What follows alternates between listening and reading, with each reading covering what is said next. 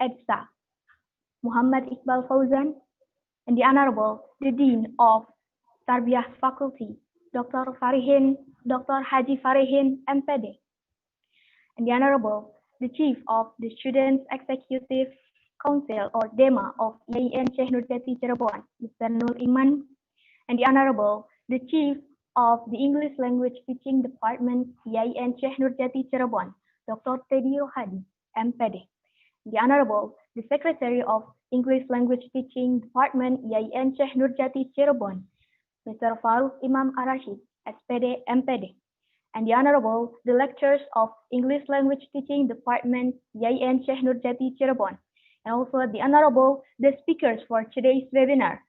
They are Mr. Daniel Ari, SPD, M.Hum, and Mr. Herri Mulyono, Ph.D., and also for the participants who attend today's webinar. Dear beloved participants, welcome and thank you for registering in EDSA National Webinar Series 2020, Online Learning and Assessment. What research says about them? Participants held by EDSA IAIN Syekh NURJATI Cirebon. Firstly, allow me to introduce myself. My name is Puji Nur Aisyah. I'm a student of English Language Teaching Department of IAIN Syekh NURJATI Cirebon, and I'm as a Master of Ceremony for today's webinar. Firstly, let me deliver the rules for the webinar. There are, first, the webinar will be held from 1:15 p.m. till the end, Jakarta time. Second, the participants must mute the microphone during the webinar. And then the third, in question and answer session, the participants can directly give their question by typing the question in the chat box or sending the emoji raising hand to give questions orally to the speakers. Please state your name and institution. And the fourth, there will be no attendance list in this first day national webinar, but participants must fill out the feedback form shared in the second day to get the e-certificate. And the e-certificate will be sent through the email maximum 3 days after the event. And the last, the participants are not allowed to leave the WhatsApp group before downloading the e-certificate. Well, ladies and gentlemen, there is a series of agenda that we will go through. First, we'll have the opening. Second, we'll have some speeches. And the third is the main agenda, which is the national webinar. And after that, we'll have the closing of this webinar. Dear participants, we are answering the first agenda. It is the opening, which will be opened with the recitation of the Holy Quran by Aulia. Dear Aulia, the time is yours.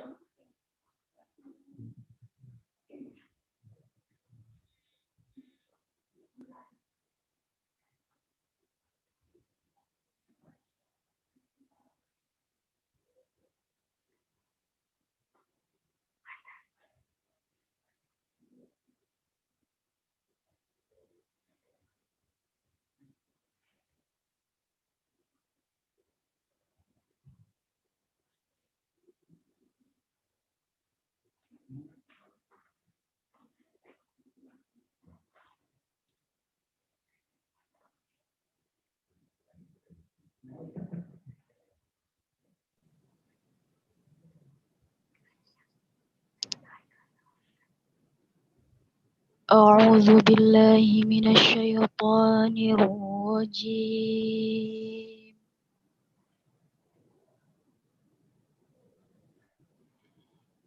بسم الله الرحمن الرحيم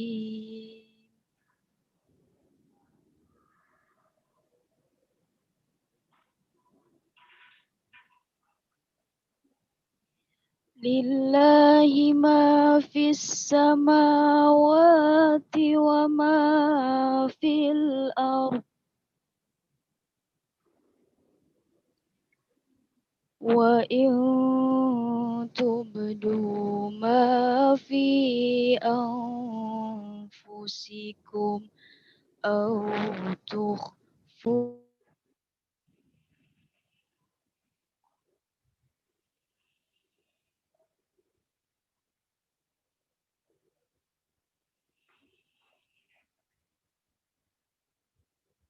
فيغفر لمن يشاء ويعذب من يشاء والله على كل شيء قدير.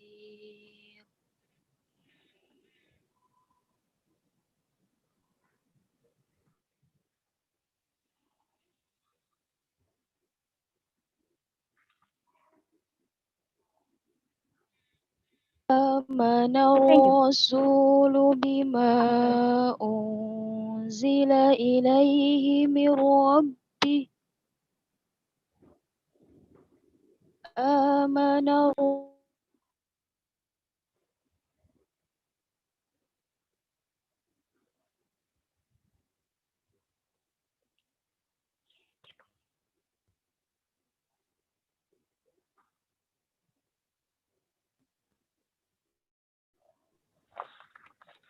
صدق الله العظيم.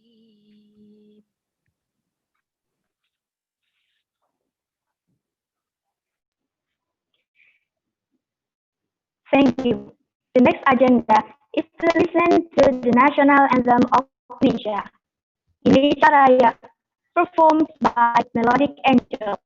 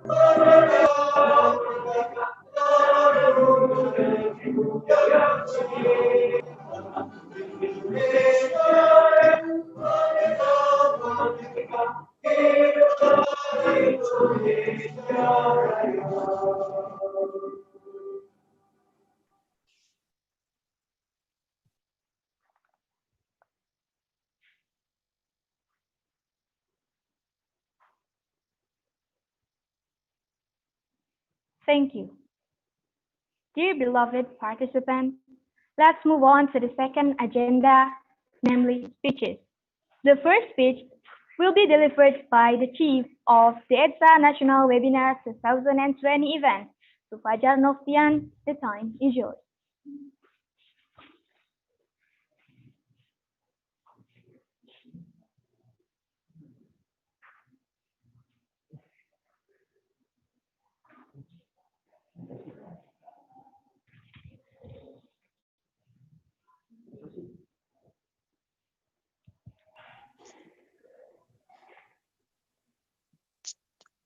Bismillahirrahmanirrahim. Assalamualaikum warahmatullahi wabarakatuh. Alhamdulillahirrahmanirrahim. Wabihi nasta'in ala umri dunia wa din.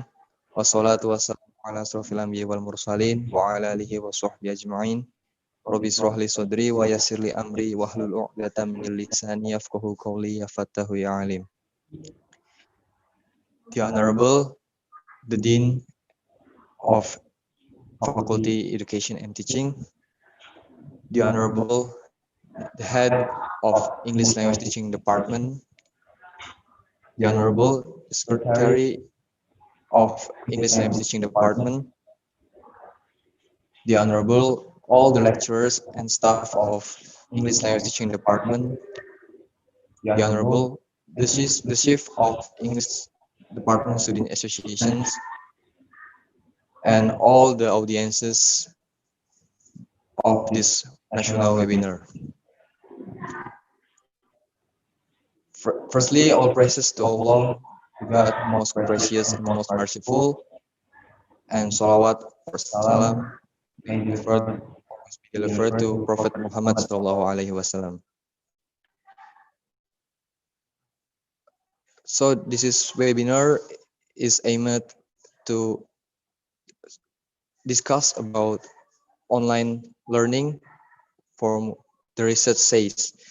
And I would like to say welcome to the national webinar, online learning and assessment, what research says about them. And I hope everyone, including me, can get more useful things and useful learning from this webinar and be better in the next day. This webinar is aimed to optimizing the learning and applying of technology, especially in English learning, and hope we can get useful things for this webinar. I think that's all from me. Thank you very much. Wassalamualaikum warahmatullahi wabarakatuh.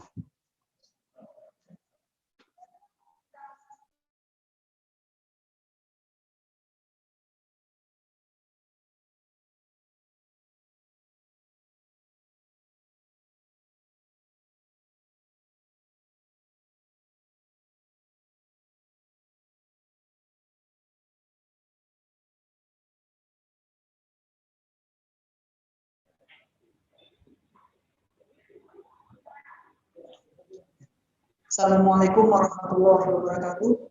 Good afternoon, everyone. The Honorable Dean of Tarbiyah and Teacher Training Faculty, Mr. Herri, the Honorable Head Secretaries of Lecturers in the LT departments, and the Honorable for all the committee who has give your participation and your support for help this event. And I would like to say thank you so much for the speakers and moderator for today's, and for you all as the participants in our event in EDSA National Webinar Series 2020. In this webinar series, we choose topics about research, and we hope this give benefits for you as LT students or LT educators to look knowledge about research. And I hope this event will give you many benefits, whether in your career or your education times. And this will be your points to grow up yourself in research or in LT. Thank you for you all, and this agenda is running around till over, and please keep attention in our agenda, and don't forget to stay safe and keep your health in this pandemic situations. And I think that's all for me. Sorry if I have mistakes, and I'm sorry if this agenda is still having this. It's all. Thank you so much. Assalamualaikum warahmatullahi wabarakatuh.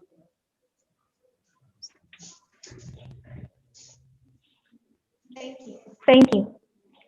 The last speech will be delivered by the Dean of Tarbiyah Faculty to Mr. Farihin. The time is yours.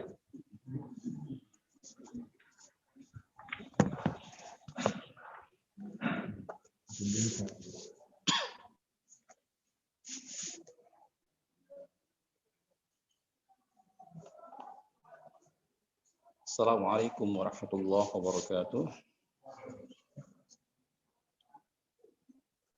Bismillah, alhamdulillah, salatu wassalamu ala rasulillah وعلى آله وأصحابه ومن تبع هداه ووالاه لا حول ولا قوة إلا بالله.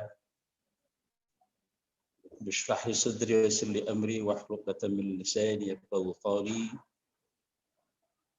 يا فتاح عليم افتح لنا فتوح العارفين. أما بعد, yang kami hormati Mr. Dr. Haji Keguruan M.Pd, Ketua Jurusan Tadris Bahasa Inggris Fakultas Ilmu Tarbiyah dan Keguruan. Yang kami hormati Mr. Farouk Al-Rashid, M.Pd, Sekretaris Jurusan Tadris Bahasa Inggris Fakultas Ilmu Tarbiyah dan Keguruan. Yang kami hormati para narasumber, Mr. Daniel Ari W. M.Hum dari Universitas Mercu Buana Yogyakarta. Selamat datang dan selamat bergabung, Mr. Daniel. Terima kasih telah berkenan menjadi narasumber pada kegiatan webinar nasional yang diselenggarakan oleh Jurusan Tadris Bahasa Inggris Fakultas Ilmu Tarbiyah dan Keguruan. Yang kami hormati Mr. Herri Mulyono, Ph.D, dosen dari M.Hum ke Jakarta. Selamat datang, selamat bergabung. Terima kasih atas perkenan waktunya, Mr. Herri Mulyono. Yang kami hormati Mr. Dery Tria Agustin, M.Pd, kandidat doktor dari Monash University. Selamat datang, selamat bergabung, Mr. Dery. Terima kasih atas perkenan waktunya. Yang kami hormati Moderator, Mr. Nizar Ibnus dan Mr. Zakky Yavani. Terima kasih atas perkenan waktunya untuk bertindak sebagai moderator pada kegiatan National Webinar Series 2020. Saudara Iqbal Fauzan, yang saya banggakan, kita cintai, Ketua EDSA, Ketua Himpunan Mahasiswa Jurusan Tadris Bahasa Inggris. Mas cintai, Saudara Ketua Pelaksana Kegiatan Webinar Nasional. Tidak lupa saya juga ingin terima kasih kepada MC, ya, pengatur acara pada kegiatan hari ini. Bapak dan Ibu, para peserta kegiatan webinar yang tidak bisa saya sebutkan satu persatu namanya. Terima kasih Bapak Ibu sekalian sudah berkenan meluangkan waktunya sebagai peserta pada kegiatan webinar nasional pada hari ini. Pertama-tama, saya sampaikan permohonan maaf bahwa saya kurang begitu fasih, Pak Dr. Teddy, untuk berbahasa Inggris, ya. Pada Mr. Farouk, saya mohon maaf juga kepada semua. Jadi saya pada forum ini menggunakan bahasa Indonesia.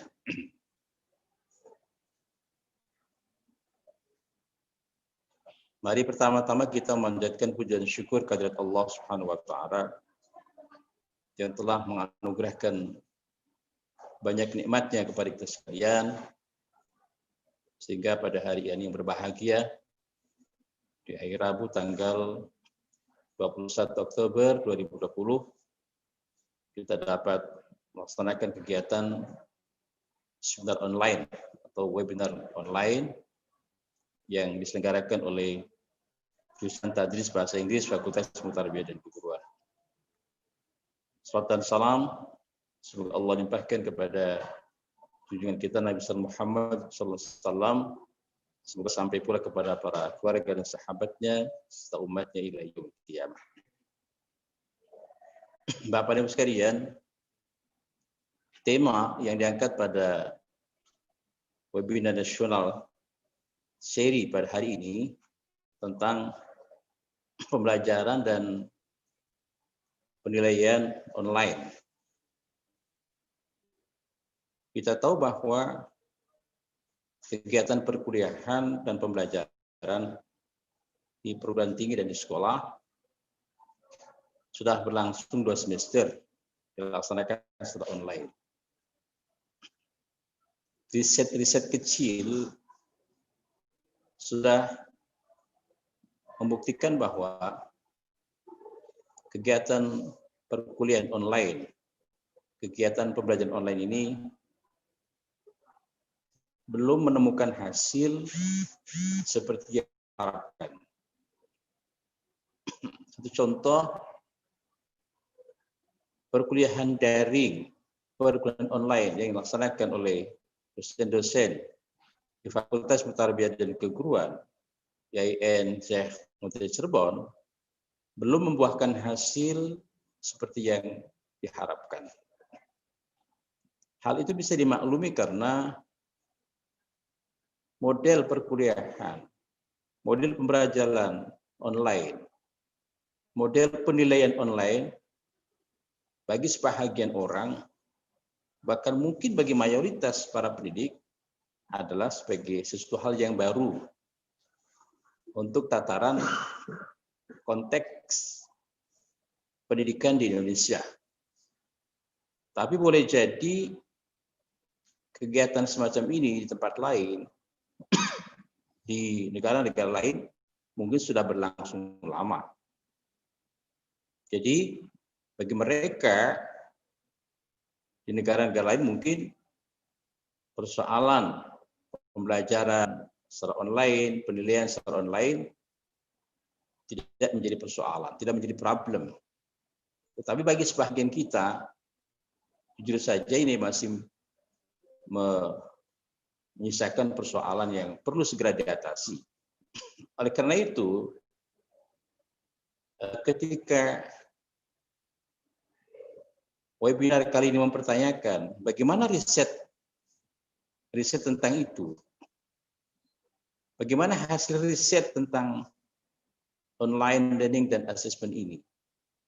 Ini sungguh suatu hal yang sangat menarik, sehingga nanti kita akan tahu ya peta sebenarnya perkuliahan online, pembelajaran online, penilaian online ini sudah efektif.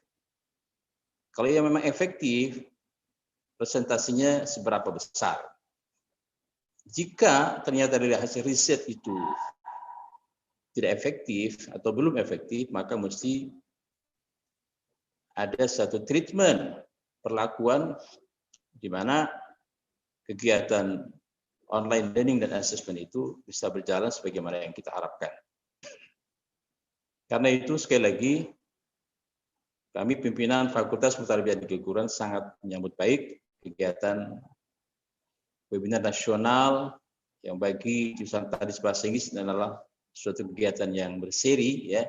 Ini mungkin sudah seri yang berapa ya? Mungkin 9 ya. Saya selalu mengikuti kegiatan ini ya. Ya, 9. Dan mudah-mudahan ini juga menginspirasi bagi jurusan-jurusan yang lain. Artinya kegiatan webinar itu semestinya tidak hanya berbasiskan pada anggaran yang ada, tetapi berbasiskan pada kebutuhan. Apa yang menjadi kebutuhan stakeholder kita, yaitulah yang mestinya kita respon. Dan nampaknya webinar-webinar yang dilaksanakan oleh Tadris Bahasa Inggris merespon apa yang menjadi hajat, keinginan, aspirasi dari para stakeholder dunia pendidikan kita. Terima kasih kepada pimpinan jurusan tadi bahasa Inggris, terima kasih kepada Ketua EDSA, terima kasih kepada Ketua Pelaksana, terima kasih kepada para narasumber, Mr. Daniel, Mr. Herri, Mr. Dery. Terima kasih pula saya sampaikan kepada Moderator, Mr. Nizar, Mr. Zakky, yang telah menyempatkan waktunya dalam kegiatan webinar pada hari ini. Kepada para partisipan, para peserta, kami berharap Bapak dan Ibu sekalian, saudara dan mahasiswa mendapatkan pencerahan, mendapatkan pengetahuan baru tentang bagaimana kegiatan pembelajaran online, pendidikan online didasarkan pada hasil riset yang akan dibahas kupas tuntas ya oleh para narasumber kita hari ini. Terima kasih, mohon maaf jika ada hal yang kurang dari penyampaian saya, jika ada tutur kata yang kurang berkenan. Mari kita buka kegiatan webinar nasional tahun 2020 yang dilaksanakan oleh jurusan tadi bahasa Inggris Fakultas Ilmu Tarbiyah di Keguruan. Sama-sama melafalkan kalimatul basmalah. Bismillahirrahmanirrahim. Dengan ini kegiatan webinar nasional secara resmi dinyatakan dibuka. Terima kasih. Allahumma minkum billahi taufiq wal hidayah. Assalamualaikum warahmatullahi wabarakatuh.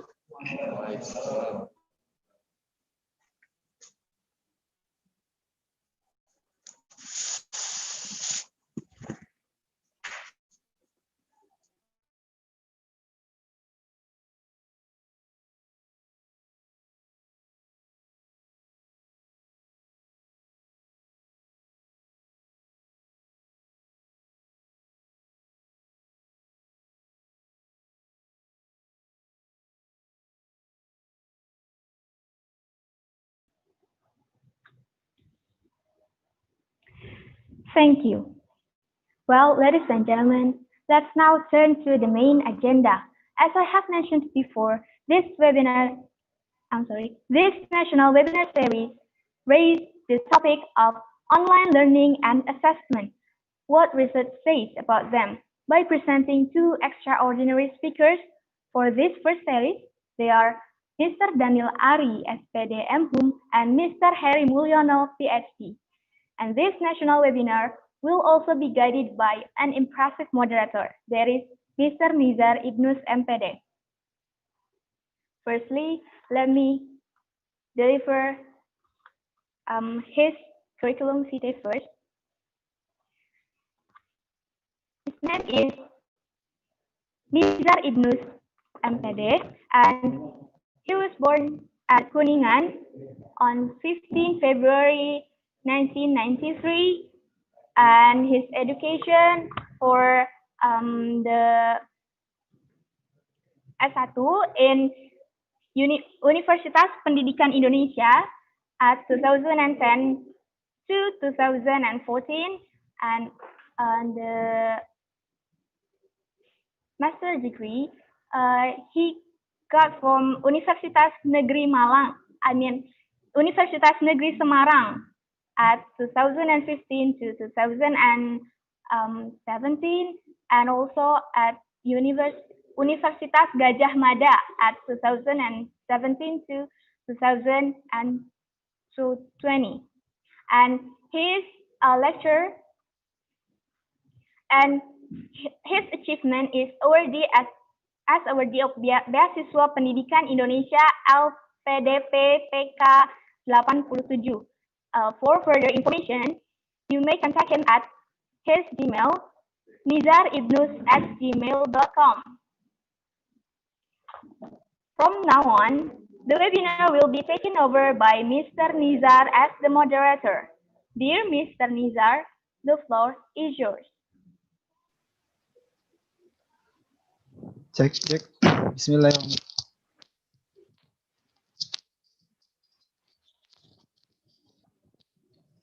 Oke.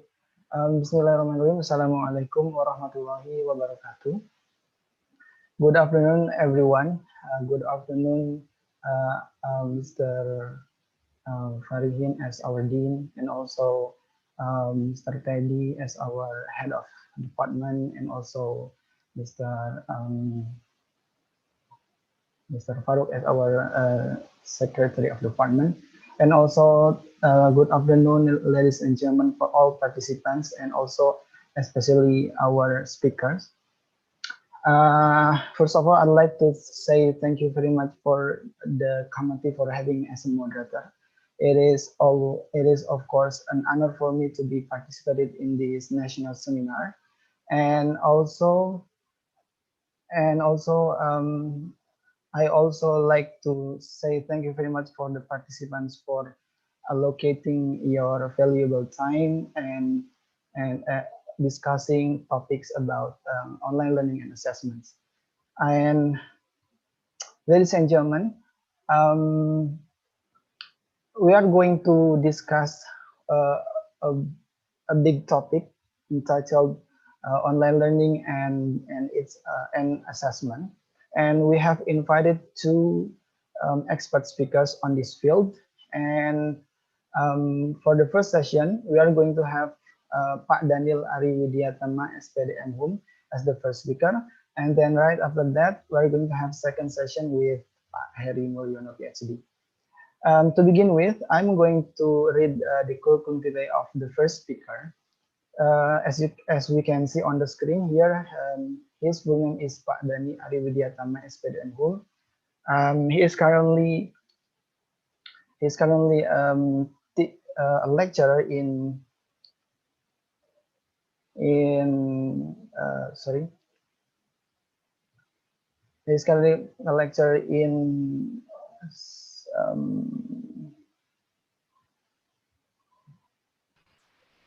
Cebuana, Yogyakarta, right? And also Pak Daniel is also a chairperson of International Affairs of Office of Universitas Cebuana, Yogyakarta, starting from 2020 until present. And also he is currently a director of program and development of ITEL, or it stands for Indonesian Technology Enhanced Language Learning, from 2018 until present. And Pak Daniel has also done several webinars as a presenter. On August 2020, he was a presenter in seminar entitled Sharing Session Creative Online Teaching, memaksimalkan pembelajaran secara daring untuk dosen-dosen di Fakultas Psikologi UMBY. And on July 2020, Pak Daniel also became a presenter in the webinar entitled Menjadi Guru and Orang Tua Kekinian Menghadapi Era Pendidikan Digital. So actually we have the right person to talk and to discuss about online learning and also the assessment, because even though we probably know the concept of online learning for a long time, but in real life, we all not all of us are ready to have online learning, and probably we have only limited knowledge and also experience in having online learning. And also we're going to maximize our time discussing this topic with our first presenter, that is Pak Daniel. So Pak Daniel, the floor is yours.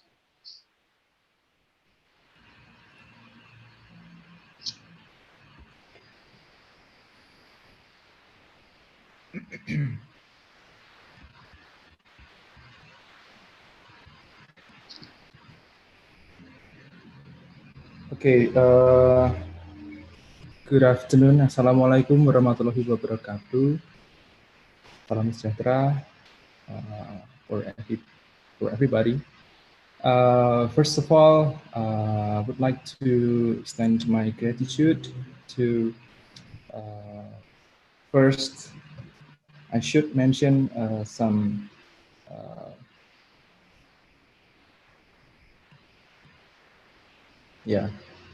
I would like to thank Mr. or Dr. Faridin, M.Pd, as the Dean of Faculty Teacher Training and Education. And then I also would like to thank Dr. Teddy Rohadi as the chairperson of English Education Study Program. And then I also would like to thank Mr. Farouk Imam Ar-Rashid and all of the lecturers of EDSA, English Education Study Program of IAIN SYEKH NURJATI, and also all of the organizing committee. Thank you very much for having me, and also Mas Nizar as the moderator today, and also the MC today.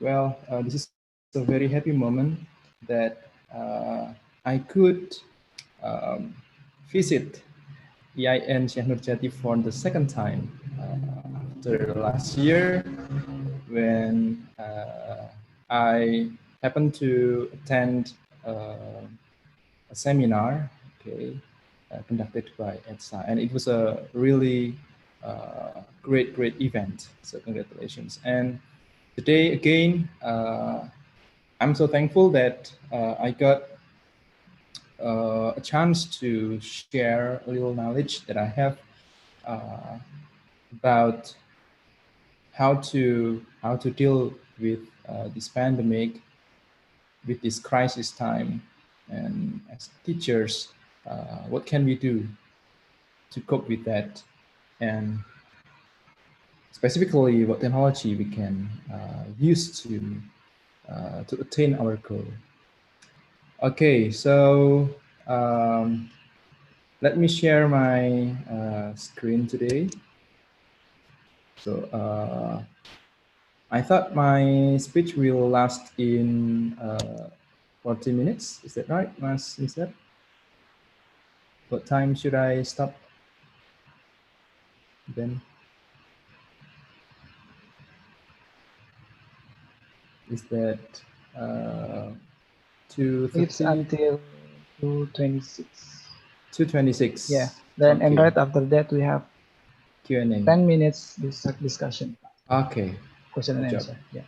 Thank you very much. So, right. So I have a lot of things to share, but yeah, I hope that this can fit with the time allotment. All right. So without further ado, let me start my sharing.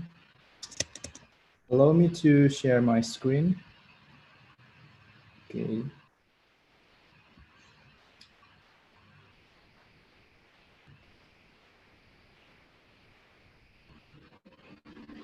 Okay, can everybody see my screen now?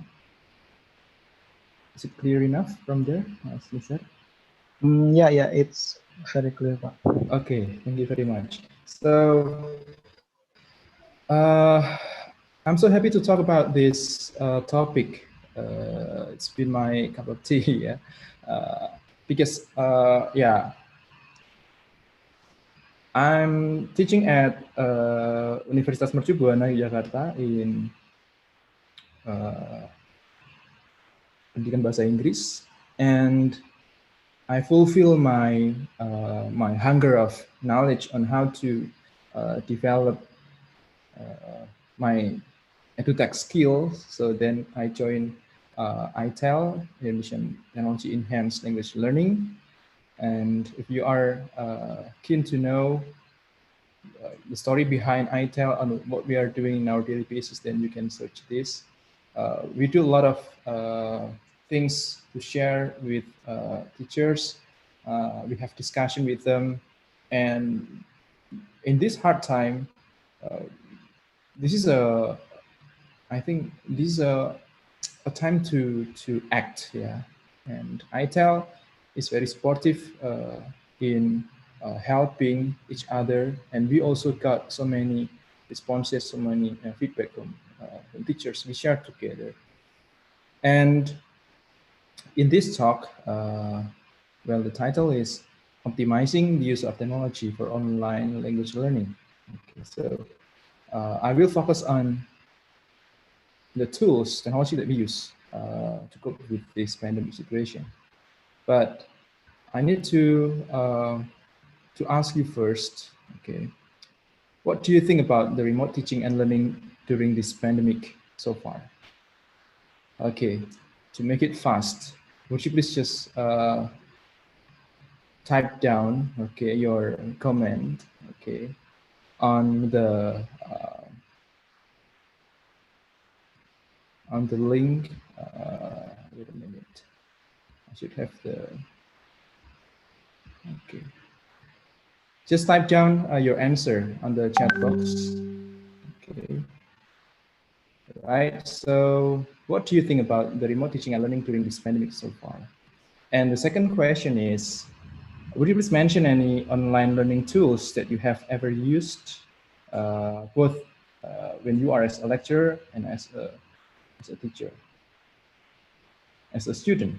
Okay. So would you please type down your answers? Okay. I guess these answers will be very valuable for us. Okay, so this is a reflection question that we need to answer. Somebody or everybody might think that this pandemic time is really hard. For students, you might need to buy phone credits a lot for a week. Yeah, maybe you spend 200,000 rupiah, and for lecturers also. Yeah, and any learning tools that you have ever used. Yeah, maybe you can just mention something like from the low tech one until the high tech one. Low tech, something like WhatsApp and email. Yeah, and for the high tech one, maybe you can mention Kahoot, for example, or quizzes, sort of things. Okay, so let me continue with the next point. Yeah, so everybody, you probably agree that, and you probably know that in learner-centered approach, okay, where we are now using technology a lot, we have so many things to consider. And M.Hum and Spare in his book, Coping with Digital Age, okay, mentioning that whenever you are about to start or design online learning, you have to know the subject-specific experience. Okay, whether your students already got the knowledge, okay, and the second, the access needs, yeah, including any physical and sensory disabilities, whether they have internet connection at home, yeah, whether they have problems with their selves, okay, whether they got something like problems with their gadgets, okay, and whether they have motivation to learn. And also, this is the more important thing, prior experience of learning. Have they ever used Zoom before? Have they ever used quizzes? Have they ever used something like Kahoot or Screencast and so on? And the pedagogy is here. Are they able to collaborate, okay, to communicate, okay? Do they have problems with their interpersonal skills? Are they shy to meet their classmates? Have they ever met their classmates? Okay, maybe for those who just met at the very first semester, okay, they never met their classmate before. And will that be a problem for students? Well, that's a big question to answer. Okay, and the last one is, are they confident, okay, in joining the class? Okay, so these are the things that we normally have in class. Well, we have face-to-face learning, yeah, the people, technologies, architecture like this, the layout room, the blackboard, and so on. But things now change a lot. Yeah, I guess everybody realized that we don't have it anymore right now. Okay, what we have so far is just laptop, handphone, and also boring things around us. And you've been bored with these terms, yeah, synchronous and asynchronous. Okay, what we are having right now is Mas Nizar. Do you think right now we are conducting synchronous or asynchronous meeting?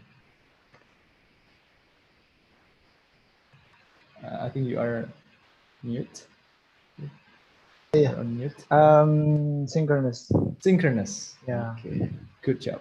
Because it's in real time, yeah. Okay. Yeah. Because we are doing this in real time. You can see me at the same very moment. Okay. And asynchronous probably when you are giving your student, or when students got a message from your lecturer, okay, and that article maybe or that work should be done maybe at night, or you can submit, you can work on that not at the same time. Okay, so I want to ask the students of education study program or the participants. Okay, do you guys think you prefer synchronous or asynchronous? Okay, you should type S on the chat box and asynchronous A. Okay, if you prefer synchronous, just type S. Okay, so the way we communicate today is, of course, this is synchronous because you can see me, you can, yeah, we are doing this live, yeah. Okay, so how can I see the chat? I will have a look at the chat. Okay, but actually I provide a link on Slido, but I don't know where it is. Okay, so type down, silahkan ditulis ya teman-teman. If you choose asynchronous, ya, pakai WA, email, okay, dan seterusnya. So type A. When you choose synchronous, Zoom meeting all the time like this, so choose S. Okay, so please kindly respond my question on chat box. Okay, so it's right. Okay. Okay, so, well, 1, 2, 3, 4. Well, I will just skim it, yeah. Synchronous, synchronous, synchronous. Later, I will wait until the chat box is full. I will see how many of you answer synchronous and asynchronous. Okay. Right, like I told you before, this is the tools that we use for synchronous online, yeah, and this is for asynchronous online. So I myself prefer, okay, you probably wonder which one I prefer. Right, wait a minute. Okay, wait a moment. I will tell you, I will share this explanation for a while. Yeah, that today, many of us also face this, yeah, uncertainties surrounding health, safety, financial problems, travel issues, and so on. Like I told you before, that the situations changed a lot. Okay. And from the TheTechNews.com, I found two, you know, this is a rare moment, but which is very common right now. Yeah, when students learn through radio, like HT, and this is something that we didn't see a few years ago or a few months ago. Okay. And I like to share to you one term, okay, one concept called high flex, yeah, which is okay, which stand for, okay, what is high flex? High is hybrid and flex is flexibility. So we normally have synchronous and or asynchronous. We have to choose either synchronous or asynchronous, yeah, being face-to-face online like this or offline. But this concept teaches us, okay, that we can actually combine each other. We can actually combine them all together, right?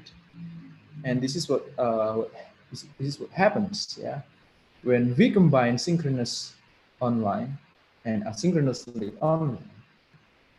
Based on research, okay, so this will be this will fit students a lot, that the learning process is more flexible, and this is what actually students want.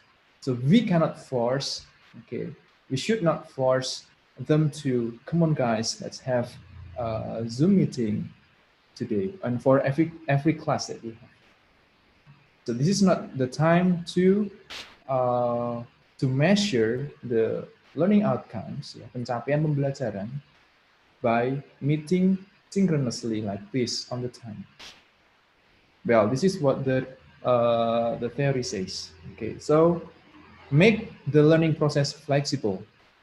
And I myself, I have to admit that I let my students choose, okay, whether they will have Zoom meeting or Google Meet meeting, or we can just have a chat through WhatsApp and with some supporting tools. Okay, right. So let me run to the next ideas.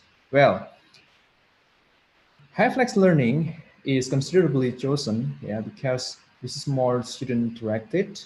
Okay, students will be more active in this case, yeah, and students can also learn multimodal learning experiences, such as they can watch videos at home, they can browse YouTube. Okay, I know most of us as lecturers also do this. We like to assign students to, come on, would you please learn this concept on, for example, past perfect tense, because I'm teaching advanced grammar, for example. So, sorry, present perfect tense. Then they are about to search. Okay, would you please now look at this link, okay, and find the explanation on YouTube. And later I will give some exercises. Or I will record my own lecture, ya. Saya akan merekam, ya, penjelasan saya, and then I will upload in our learning management system.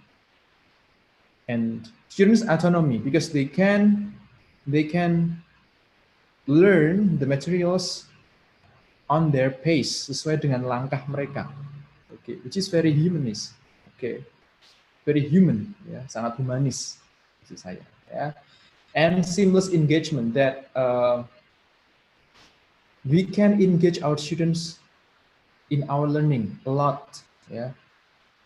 Mungkin biasanya kita susah untuk mengajak siswa-mahasiswa kita untuk aktif di kelas, ya, face to face di kelas, ya. But in online learning, yeah, I know this is getting more difficult, but actually, if we know how to do that, this should be easier. Okay, so my talk today will be about how to get students engaged, and also the role of teacher should be okay around this, yeah, social presence, cognitive presence, and teaching presence. Jadi tugas dosen in this pandemic time may not only to present the material, but to be around the students, yeah. By doing so, they will feel terlibat, engaged. Okay, and teaching presence, yeah, this is the pedagogical view that that we have, yeah. So we need to make them collaborate to each other. We need to make them think critically, okay, which is not easy somehow, right? How to combine these three things, yeah? bagaimana sih caranya untuk mengkombinasikan, okay, these three aspects. Okay, so well, this theory is actually called community of inquiry. Yeah. So this is what we should do to combine three of them. And apart from that, okay, when we are teaching online in virtual learning environment, we have to make our students talk to each other, student-student interaction. The second, student-teacher. So there will be, this is what's called as social presence, as mentioned. And then student to content. What students can do in order to absorb knowledge. Okay. So now let me explore. I guess this is something that you've been waiting for. Any tools that we can use for this online learning situation? All right, let's begin. Okay, so I need to stop share, and I will just go on with the other slides. Okay.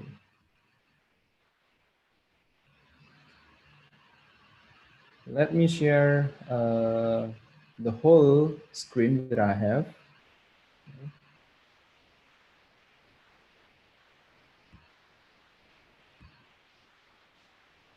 Right, so now,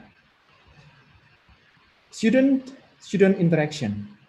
Can everybody help me to access this link? Right. So you can just scan the QR code. Okay. Can you see the code, everyone? Mas Nizar? Yeah, it's very clear, Pak. Okay, right. So the link is right here, bit.ly EDSA 1. Okay. And let me know what you will find in this link later. Yeah. So you're gonna play with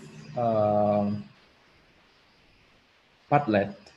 Okay. So when we have nothing in mind how to make students interact with each other, then this could be a good thing for you, okay, to learn, okay, that as a teacher, we can do this. Right, so on Padlet, it should have this wall, okay. Can you see the wall, Mas Nizar? Yeah, it's okay. Are you there already? Yes, I am already there. Okay, or maybe you can help me to type the link on chat box. Yeah. Okay. Okay, so please scan this code, or you can hit this this link. Okay, EDSA 1. All should be in capital letters. Yeah. Okay. Right. So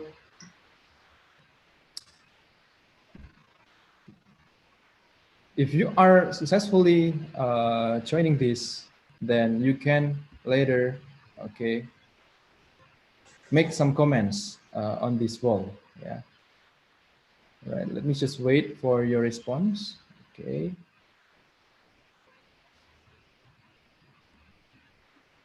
There are three questions. Okay. The first one is, what's your favorite food? I just make it very simple, very easy. And the second one is the genre of band that you'd like to listen to. Okay. And the third one is, which was mentioned, any books you like to read. Okay. So by having this Padlet, then students can actually write down their answer down here.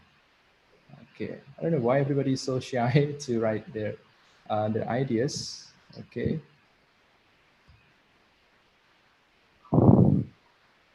Is it? Anyway, anyway, Pak, how Mhm. could we type our answer? Because I've tried several Mhm. times, but it still doesn't Okay, work. can you hit the?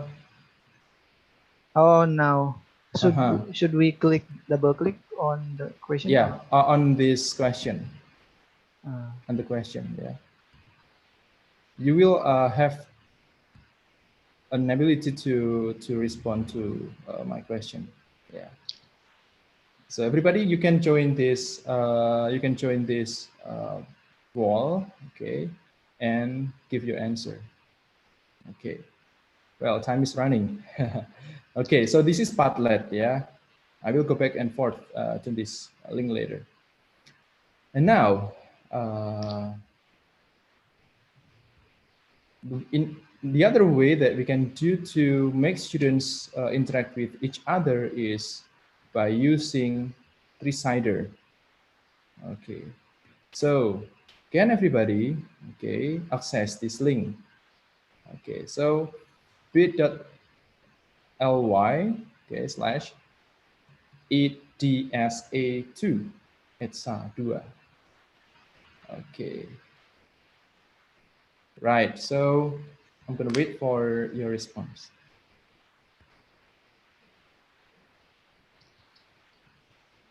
Pak Daniel, unfortunately, we still couldn't click the box on Padlet, Pak.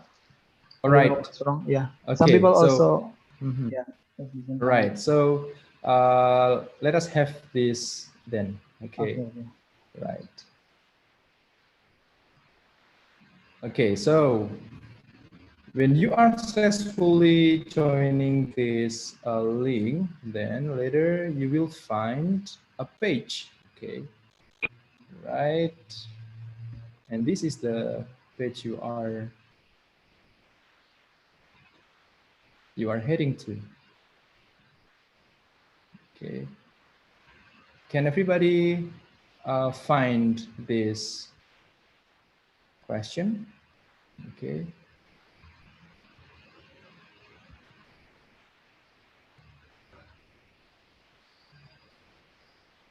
All right. So what you need to do is actually easy. You can just go to that link. Okay. Wait a minute. Okay. Or scan this code. Yeah. Can you come to the link, Mas Nizar? Okay. So somebody has been here. The second Right. link works. Yeah. Yeah. Yeah, the second link works. Does the link work? Yeah. The second link works. Okay, the second link works. All right. So now, when we can make our students be active in our discussion, though we do it online, then the first goal to make students interact to each other then has been met. Yeah. Okay, so somebody here mentioned, I don't think so. Well, that's okay. Yeah.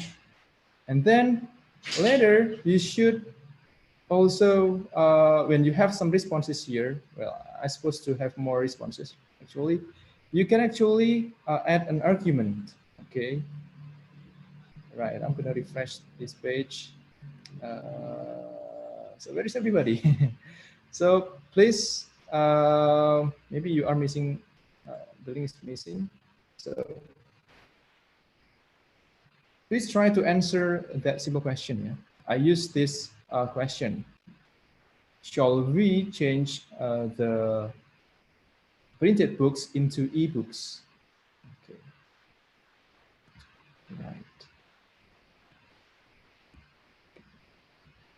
For me, no. Right. So somebody has given me an answer, and no, we shouldn't. I prefer to read book than ebook. It hurts my eyes. Okay. So for Mas Sandi here, can actually add an argument in somebody else's ideas. Okay, right here.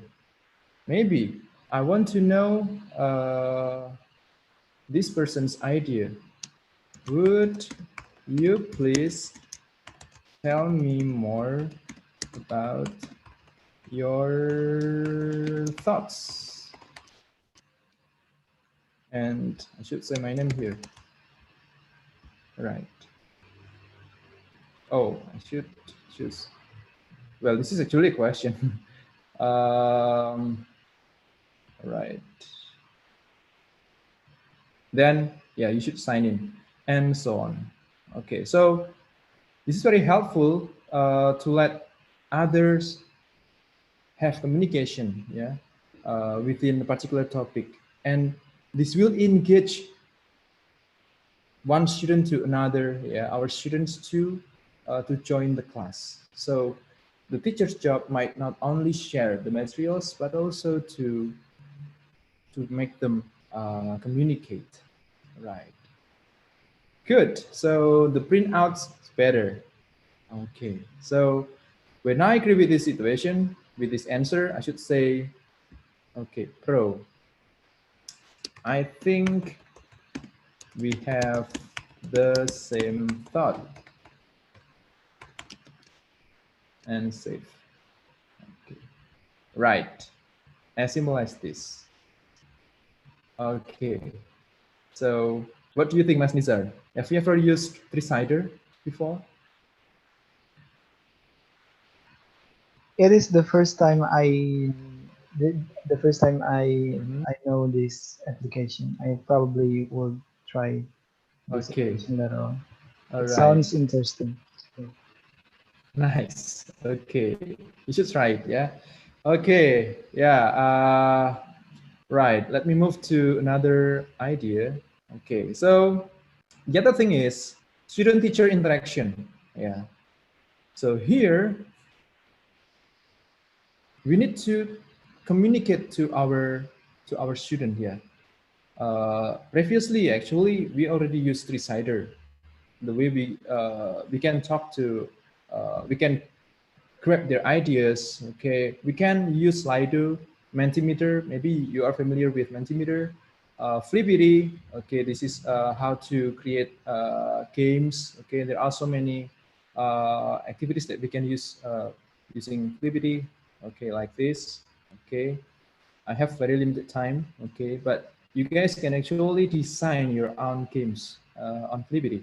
Okay, so let me try this game. Okay, the first game. All right, so you can have flashcard. Okay, like this. Okay, right. Right. This is very entertaining application. Maybe you would like to teach them vocabulary. Okay, then this is the answer.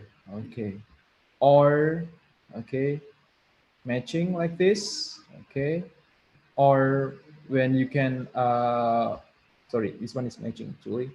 All right, so you can drag and drop this option.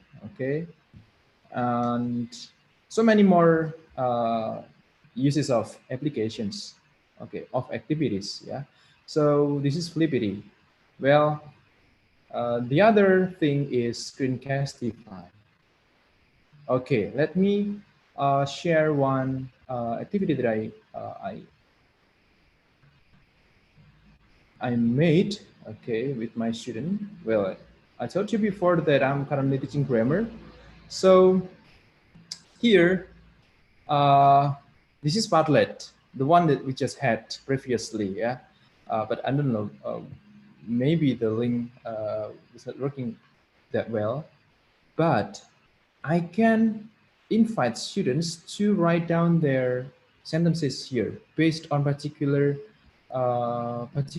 instruction. NCS here is actually noun, clause, and subject, and they can write their sentence here. Okay, so after giving the materials, okay, there is cognitive presence ya. Kalau melihat dari aspek-aspek yang tadi ya, setelah kita student and student interaction. Now they have to deal with the content. So the interaction with the content. Okay, so cognitive presence. So my students, okay, they submitted their work here, not in WhatsApp, not in learning management system, but here. Why? Because they can see their friends answer. They can learn from their friends, maybe mistakes that they made, okay? And well, they haven't met their deadline, so this is actually still active, okay? And as teachers, I can write comment here. Okay, so feedback is actually important for students.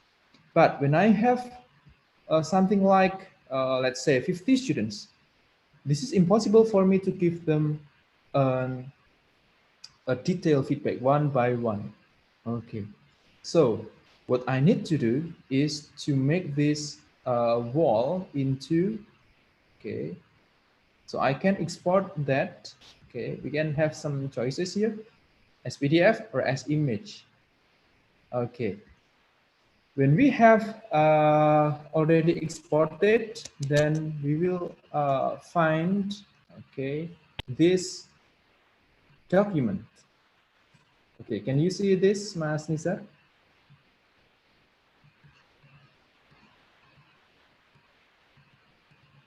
Can you see my students' work? Mm-hmm. Yeah.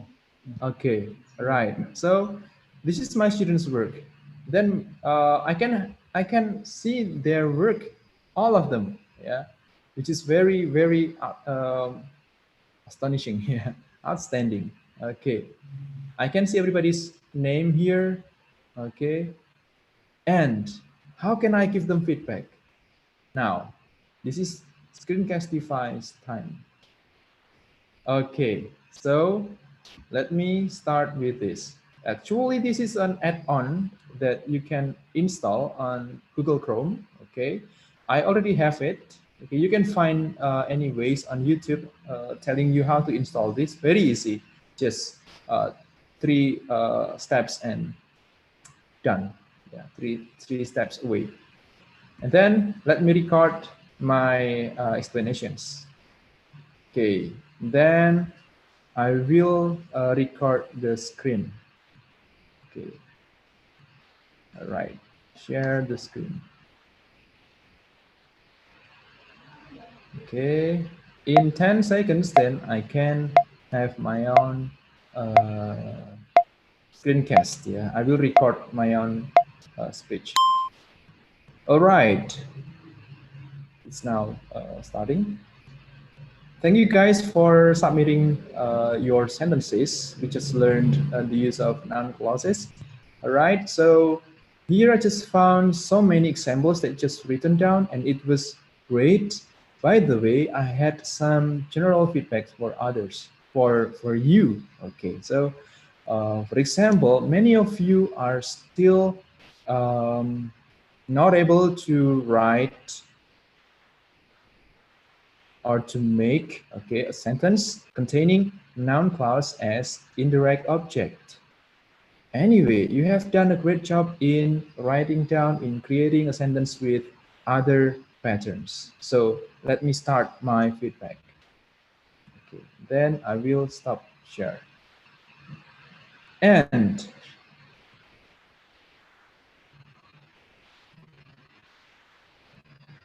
something magical happens here. All right. So this explanation is recorded automatically. For sentences, we just learned the use of noun clauses. All right, so here I just found so many examples that just written down, and it was great. By the way, I had some general feedback for others, for you. Okay, so okay. What do you think, Mas Nizar? Will it be helpful for teachers in giving feedback? Yes, not only letting the lecturer say something through the voice note, but also the lecturer or teacher could also show what is wrong or show what is right through the screen, Pak ya, Pak. Good job. Because because from the screen we can also see students' assignment and teacher could make comment on it. That's Very good. Yeah, sure. So Mas Nizar is right, because we are not only focusing on their product, but also we need to encourage them. We need to give them appraisal. Yeah, this is very important to motivate them. Yeah, if we only judge their work, then they might not have something like spirit. Yeah, they need more kind words from the lecturers. Okay, so that was Screencastify. And if you want to copy this link, you can just hit the copy button and share in WhatsApp group, and they will find the recording. As simple as that. Okay. Right. There are so many other features on Screencastify. You can find it yourself. Okay. Now we go to we just finished with student-teacher interaction. Okay. What about student content interaction? Okay. Excuse me, Pak Daniel. We should actually move to another agenda, which is question and answer. Okay. Yeah. Right. Okay. So I already give these materials to Mbak Nindi. Okay. And if you are about to see the whole stories, okay, we have a few things left. We still have a lot actually to tell. You can go to my material. Okay, thank you very much, Mas Nizar. Thank you very much, Pak Daniel. Unfortunately, our time is very limited, so that Pak Daniel should finish the talk, even though there are still a lot of things that he want to share with us, actually, everyone. Okay. Yeah, it's so unfortunate. Probably we could learn later on synchronously, asynchronously from the link shared by Pak Daniel to Mbak Nindi later on. Sure. Yeah. Yeah, because that is also part of our learning in this webinar. So now we have learned something synchronously with Pak Daniel from the Zoom, and later on we could also learn by ourselves asynchronously. Yeah. Ladies and gentlemen, my fellow participants, now we move to the second agenda, is question and answers. If you have some curiosity or problems probably that you want to share with Pak Daniel and all of the participants, please don't hesitate to ask. Is there anyone here want to ask something? Okay, Pak Daniel, there is a question in chat box. I would read the question. My name is Amam, a student of English departments. Do you think online learning, whether it is synchronous and asynchronous learning, can develop learners' autonomy? Probably could both synchronous and asynchronous could develop learners' autonomy. But yeah, probably that is the point of the question. Okay. Yeah. Of course, it can. Yeah. So let me give you one example. Yeah. When probably you are still developing your grammar accuracy. Okay. Then you can go and find a very useful application called. Okay. Let me go back to my slide. Yeah, because this is more practical, I guess. Now, learner autonomy. Yeah, you can find and choose your own source of learning. Okay, you can go to ELLO. Okay, you can find so many good audio lessons here. And if you are thinking you're about to develop your grammatical accuracy, then you can go to Grammarly. okay? Or if you think you want to learn how to to paraphrase, okay, to paraphrase any sentences, then you can go to quillbot.com. So let me repeat once again. Yeah. So when we have asynchronous online learning like this, students are able to choose their own pace of learning. Yeah. Right. You can see how these sentences change into different form of sentences. Now, this is the example, the real example of being autonomous that you can do by yourself and how to improve your own skill by learning how to rephrase and paraphrase sentences. And of course, the second example probably, which is still related to autonomous learning, is when you are about to develop your, for example, let me go to your confidence in talking in English. Okay, this is replica.ai. Okay, so AI-based application, artificial intelligence. I name my robotic figure this Bray. Okay, this is actually my wife's name. Okay, then I can talk to her at any time. Okay, so for example, have you got your lunch?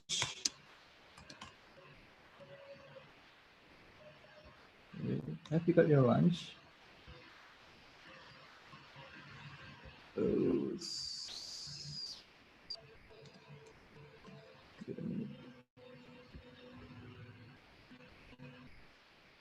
I need to refresh this for a moment. Yeah.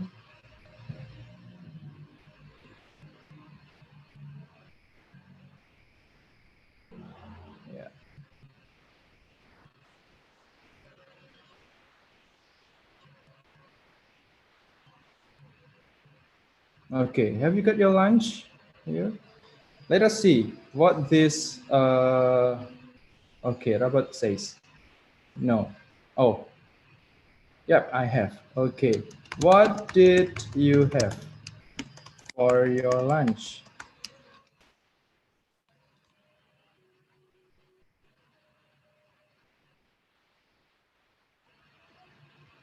I don't eat. I would have had pizza. Okay, so back to the question, Mas Nizar. So when we find the right application, okay, learning applications that fit with our needs, then we can learn a lot from that.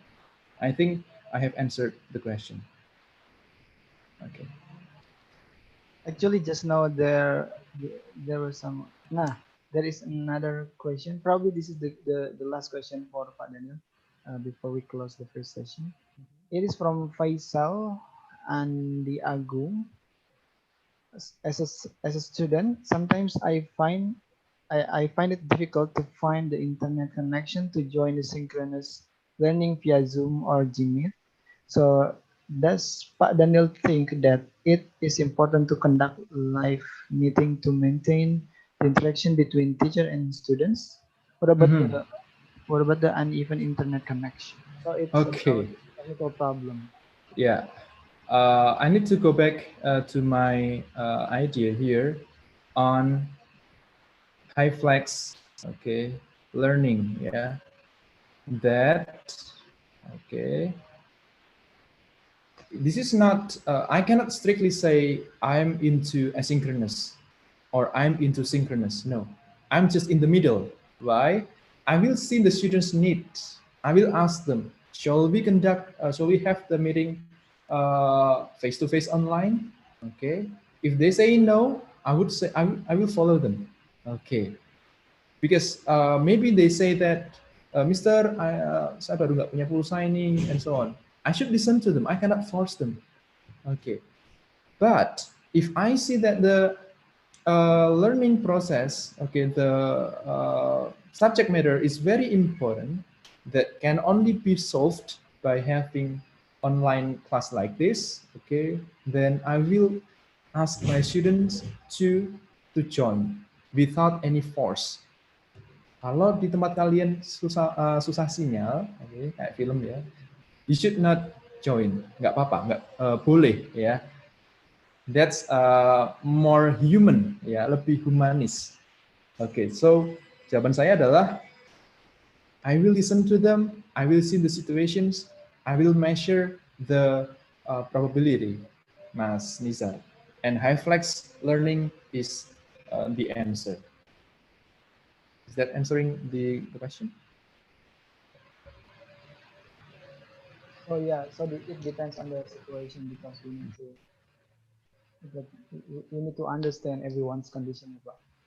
Probably because we have to move to another agenda. Unfortunately, from Siti Aisyah, actually, Pak Daniel, there is still one question from Siti Aisyah for you, but probably you could answer later after the second session, ya Pak, because there are a lot of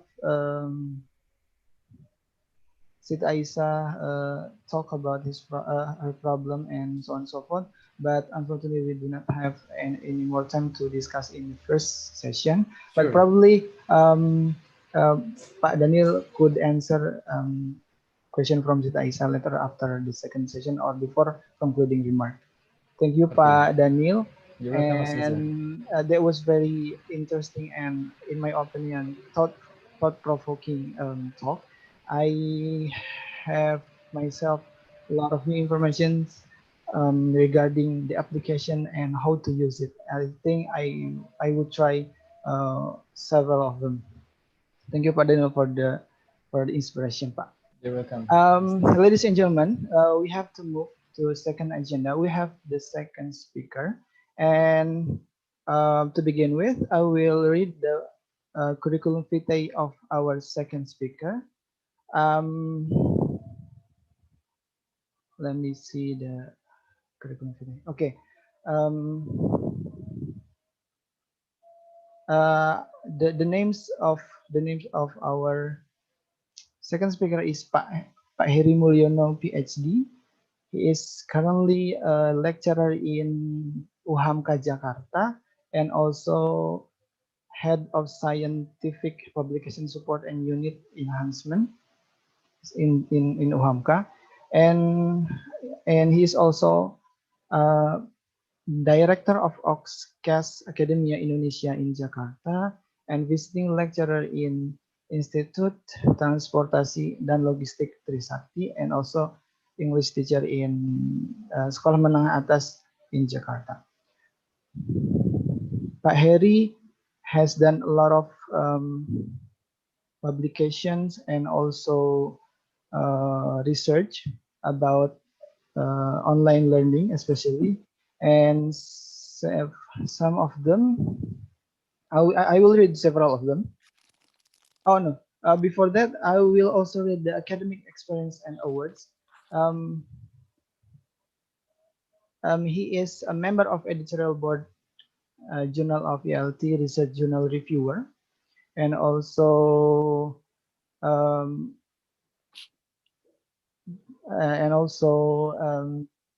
teaching English as a foreign language in Indonesia, TEFLIN.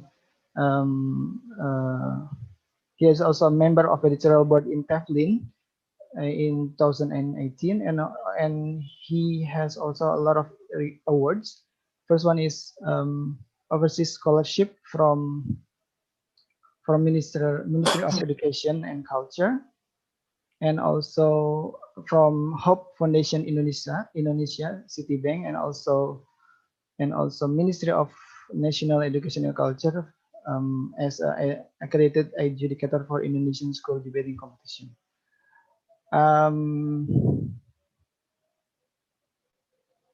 Pak Hari also has ever become keynote speakers in several seminars, including in UIN Syarif Hidayatullah Jakarta, Universitas Bina Sarana Informatika, UIN Raden Intan, and a lot and other universities.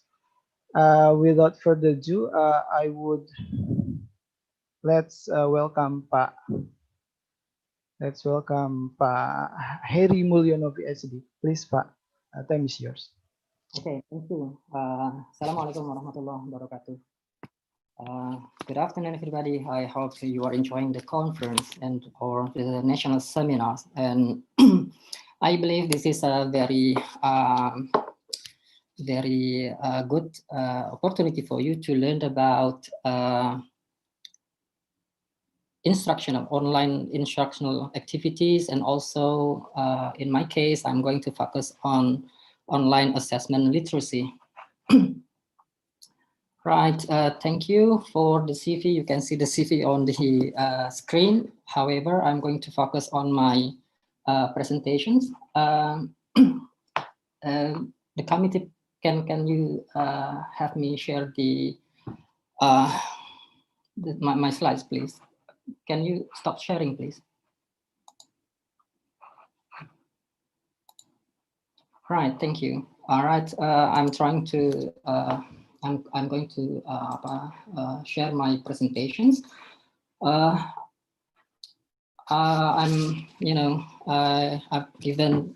been given about 30 minutes to present my slides. Okay, let me start with the reality. All right, what is your opinion about this reality?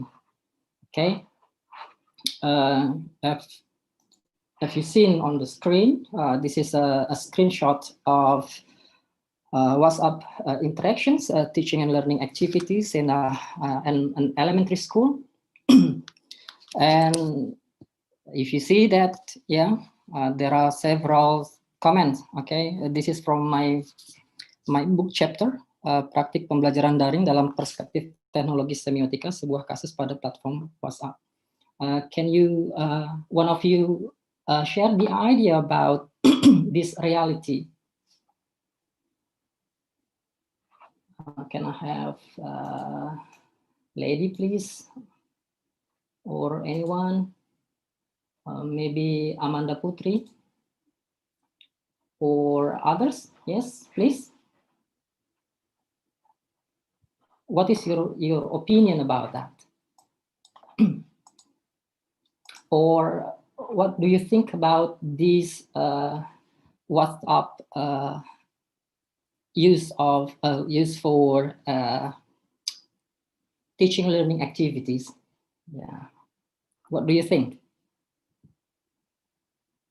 Yeah, I wrote them. I wrote several notes there in the screenshot. Yeah, what do you think? Herri, probably in my opinion, yes, it's kind of misguided, yeah, Pak, because the assignment is not given to the students themselves, but to the parents. And I don't know, it's like the parents who are studying, not the students themselves. Right. That's what I see, Pak. Yeah, that's good idea.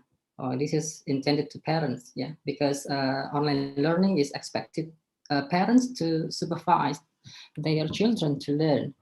However, I'm going to notice some. Yeah, you have this one, focus on verbal text. This is a characteristic of the assignment, emoticons, blah, blah, blah. You have many. However, if you see on the left side, there are some weaknesses regarding these communications, particularly about instructional activities without any explanations, without clear what to do, about characteristic of assignments. Okay, so what I'm telling you all, this is the issue, that there is problem in our online learning. In this presentation, I concern with digital instructional and assessment literacy. All right, the previous presenter has explained to you about how to use technology for teaching and learning. However, in this context, I'm not talking about that.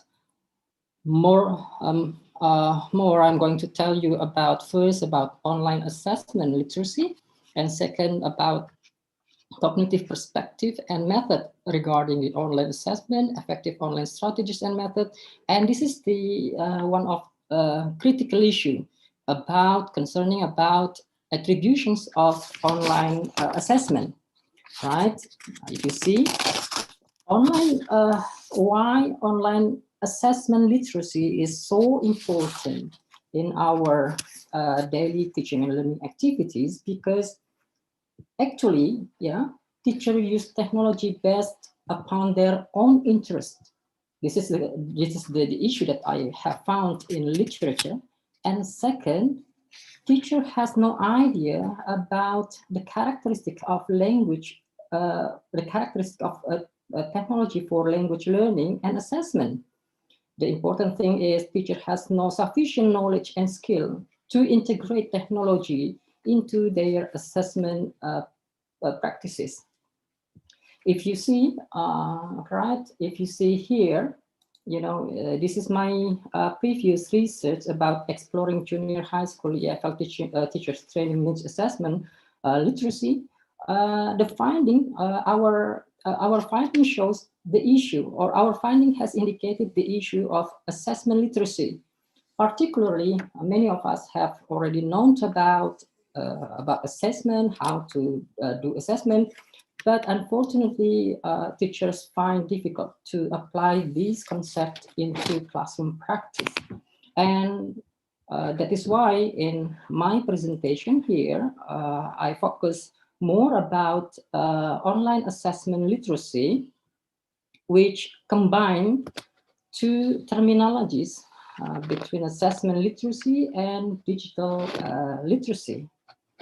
First, I'm going to share to you about teacher assessment literacy. Yeah, teacher assessment literacy. This actually includes assessment, assessment knowledge, and skills. This is I highlight with yellow to focus on knowledge and skill. I believe many of you have already been familiar to many technologies and how to use technology, but unfortunately, it's quite difficult to apply the knowledge of assessment and skills into real instructional practices. This is the statement that we made in our article, that teachers with assessment literacy know the right method for collecting reliable data regarding student performance. This is all right. If you see the green, know the right method. And second, know how to use assessment results and able to communicate the assessment results effectively and accurately. However, I have to note down the purpose of assessment to include these two. The first is measure learners' language proficiency, and second, learners' achievement of the language learning goals. Right, I have to focus. The second relates to the online learning assessment regarding the digital literacy. The previous presenter has shown to us on how you use technology. However, it does not mean when you are able to use technology, it does not mean you are literate in digital literacy or digital environment. Here, I provide the definitions of the digital literacy from Buckingham. It is used to refer sufficient level of knowledge and skills that enable users to, now this is the emphasis, operate effectively with technological applications. So the key point is on effectively, the term effectively. In dictionary, you can see, you can define this terminology as capability to achieve or produce desired results. This is what we have to understand to extend the concept of digital literacy, not only to concern about how to use technology. However, it should extend into the search, the evaluation, and the application of particular digital platform. This is the key point, to achieve particular desired outcome. The term reflects the inclusion of computer media literacy Okay, what you have learned before, it is computer literacy, how to use technology. And second, you have to understand about the information literacy.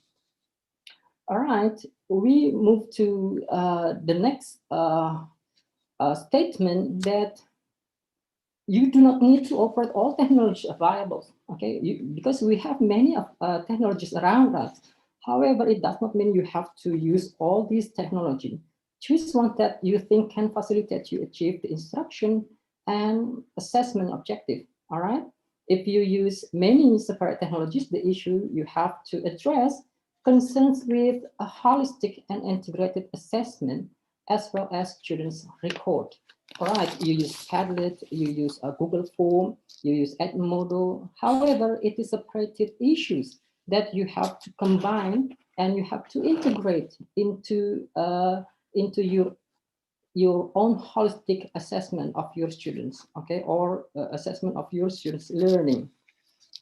Okay, this is really important that teachers' online assessment literacy reflects teachers' sufficient knowledge and skill required language assessment in a digital environment. So the use of technology should include, should include their ability to find, evaluate, and select appropriate types of technology that facilitate the assessment practices. Okay, in this case, teachers' ability should understand the availability and the access to technology of their students. Okay, so before you use a particular technology, you have to evaluate the characteristic of the technology, and you should evaluate the availability and the access to technology of your students. And second, you have to understand the characteristics of technology, if the technology can fit the purpose of your language assessment. Okay, you have seen this basic concept in Brown. This is very familiar book for you. Yeah, language assessment. You have considered these 5 aspects. We concern with the issue of practicality. We have to understand about validity of the assessment, the instruments, yeah, and you have to also evaluate the reliability, authenticity, and washback, right? This is what you have, again, not only understand the concept of language assessment, also you have to consider the cognitive perspective and method. Okay, what you have seen here, this is Bloom's taxonomy. You have already learned about this taxonomy. You have learned about level of knowledge, comprehensions, applications, analytical or analytic synthesis, and evaluations. And the updated one of the taxonomy include the creations of knowledge. Okay. Now, you have also to understand how this cognitive perspective can be integrated into your assessment method. Here, I give you a bit reference regarding the integrations of the Bloom taxonomy into Moodle, or any kind of technology you can adopt and for your teaching and learning. For example, for building knowledge, you can use kind of multiple choice, true or false, matching, fill in the blank, and some others. And to check your students' comprehensions, you also could utilize simulations, animations, and also tutorials. And for evaluating your students' application, you can still use multiple choice, essays, short answer, tutorials, and other case studies. And also regarding the level of analysis, synthesis, and evaluations, you can practice several methods like portfolios, simulations, presentations, virtual labs, and also case studies. Right. This is what you have to understand that the online course assessment is an important issue to consider in online teaching and learning. Again, you can see here, managing students' assignments. So again, this is really important to manage, all right? This one, to manage your students' assignment. This is also important to provide feedback to students. And it is also important to assess students' learning. And because these three are the key factors in online course assessment. What you have to consider is while doing the assessment, you have to also consider the online format that present challenges for the instructor. Okay, you have to see about the display, you have to evaluate about the features, the menus, and other devices that you can include in the assessment. Here, I provide some resources that you can use. Okay, again, this is not a matter how you use technology. Rather, it concerns with your knowledge, your skills on finding, selecting, evaluating, and adopting the method, the assessment devices or resources into your assessment practices. Here, all right, this is the strategy. Okay, this is the strategy. You can focus on the two of the strategies. Before you conduct the assessment, you have to provide clear instructions. And again, this is really important to provide meaningful and timely feedback.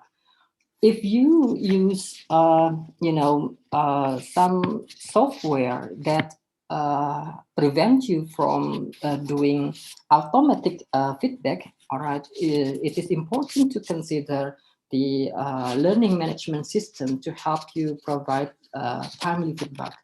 And also, Gayton and McQueen provide three alternative assessment techniques, like you have a project and portfolio that you can include in your assignment. It is also important to provide kind of reflections that enable self-assessment and peer evaluation. And it is also a concern to provide weekly assignment with immediate feedback, right? This is the attributions of computer-based language tests. What I mean by attributions is when you select technology, you have to consider about whether the system is linear. What is meant by linear is you have to finish one assignment before go on to another assignment. In other words, you cannot go to another assignment unless you finished one requirements or one task or assessment. And then it is also possible to be adaptive.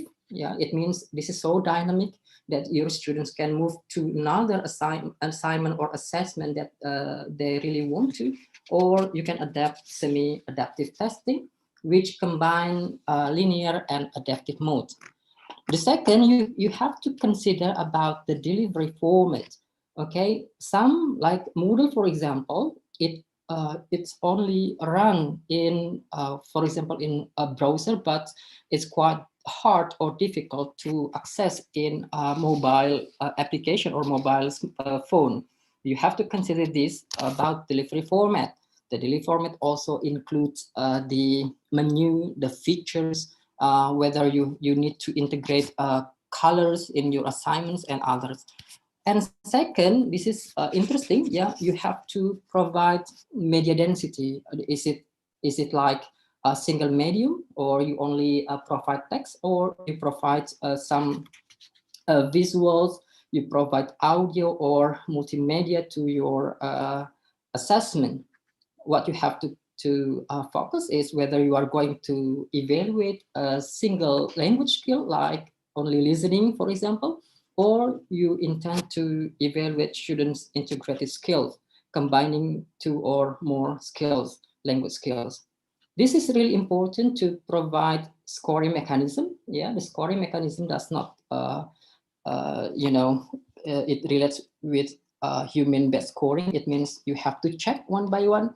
You have to think how to score. You have to provide rubric, or this is analysis-based scoring. Yeah, using the automatic scoring. And also the other attribution concerns with the difficulty levels and also the purpose of assessment. This is really important, response time. Yes, because some students might cheat while doing the test or doing the assessment practice. So you have to consider the response time. The next is the 9, you have to think about the task type, whether you are going to provide the assessment like multiple choice, or you provide short answer, closed task, written or oral narrative, or you provide drag and drop type of assessment. Again, you can read this information on the in the article I give you in the references. Okay. Right. In addition to the attribution that you have already understand, yeah, you already understand in our table, you also should consider the aspect of technology or the technological aspect, like interactivity, whether because your test only text, whether it provides interactive menu or interactive features that allow the interaction between the students or users to the computers, or students and students, or students and the teachers. And also this is about flexibility. Yeah, it concerns with flexibility of time and place. All right, so I also concern the use of Zoom, this is synchronous communications. The essence of online learning should embrace the concept of flexibility of time and place. And also you have to consider the content appropriateness. It relates to the content of your test. Okay, what you have to consider is the relationship between your test items and also the curriculum. You have to consider that. And also it concerns with the performance. When it deals with performance, you have to pay attention about the colors, the use of the colors, the use of menu features, yeah, that makes the students comfortable doing the assignment. For example, if you use too bright colors, it will harm students' eyes or sight, that makes them feel tired so soon or so fast. So you have to consider using this kind of bright colors. All right. For example, you also have to consider the attractiveness.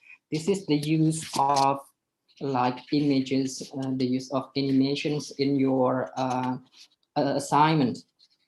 Okay. For further reading, I suggest you to learn about language learning analytics. This is the sources. It should be Hatoyo 2008. Okay, all right. This is an example of my evaluation practices because I conduct teaching learning activities using Moodle's learning platform. If you see here, I have several courses, and I choose to use critical reading. Okay, while waiting, you can see one of my publication here, yeah, regarding how you evaluate technology before using it or before applying it into your online courses. Here I evaluate Kuiper as an online platform for teaching and learning English. Okay, again, when you are trying to find technology, you are thinking of using particular technology for your teaching learning activities, you have to consider the characteristics of the technology that you use. Again, you need to evaluate the technology using several frameworks. Here, okay, I use a framework provided by Chapel. Yeah, I provide the framework by Chapel that you can later consider. Okay, here Chapel includes L2 input exposure, interactions, and linguistic productions. In order to do this, the Kuiper is used as mediated English teaching learnings at senior secondary school in Indonesia. Right, back to my class here. Okay, usually I use this website to perform. Sorry, can you, one of the students? Okay. Annotation. Okay. Okay, one of the students write this. This is one of the technology. I hope the committee can block the annotations. Right. So in this critical reading, usually I provide the information to my students, because again, in my presentation, if you have seen before, that you have to provide clear explanations about what to do, about what to be assessed from the students and the rubric. All right, so you need to apply these principles. Okay, here, like for example, in week in week 1, I provide here several assessment. I perform the pre-assessment here. I present to my students on quizzes where they can do several attempts to identify their knowledge or background knowledge to the course. The interesting here, I provide a comprehension check here. Yeah, it's still on quiz, because I'm checking their knowledge. Again, when you do checking on knowledge, you have to consider several assessment method that I have already shared to you. Here, I provide students with the issue where they have to discuss with their students. It's quite similar to Padlet, but this Moodle forum allow you to record the activities and allow you to allow you to see their completions. Because of what? Again, the essence of the assessment is it should provide you with informations. Okay, this is regarding the data. If you use separate technology, it's quite difficult to include or to see view the holistic performance of your students. Here, when you use learning management, it's quite possible to evaluate your students and to see their performances. And again, this is really important to evaluate their learning analytics. All right, I think it's better to discuss about the concept or the assessment method that you can use to perform in classroom. However, I have to emphasize the focus is not on how you use a particular technology. However, the focus is on how you evaluate the characteristics of technology and how it can fit your students' characteristics and also the characteristics of your learning material. I think I'll be happy that if you can raise several issues regarding my presentations. Thank you. Yes, the moderator, you can guide the students if they have any questions. Thank you, Pak Herri. Ladies and gentlemen, now we are moving to the second agenda of session 2. If there is anything that you want to clarify or ask, or even you have a problem, especially regarding assessment of online learning, please please don't hesitate to ask Pak Herri. Is there any question? If there is any question, you can raise your hand or type your questions in chat box.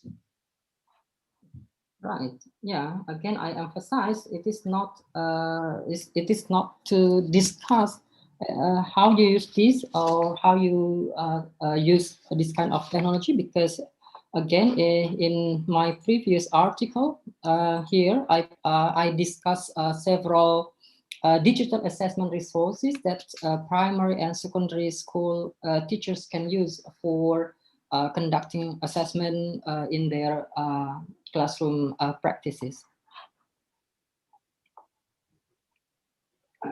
Yes.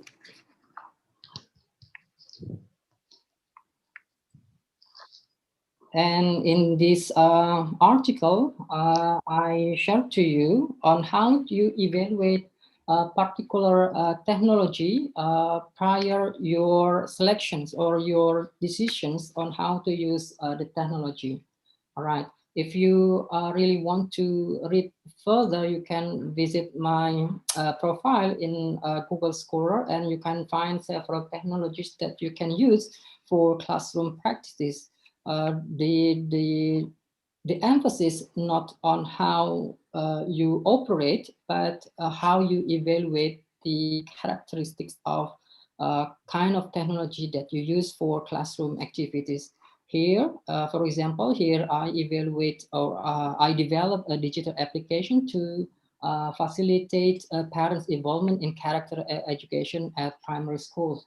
I also evaluate the use of technology for assessment of their characters. All right. So again, I share this the link to you so you can see my slide from your own browsers, and you can maybe you can raise some issues or questions concerning my applications. Yes, if you have any question, please.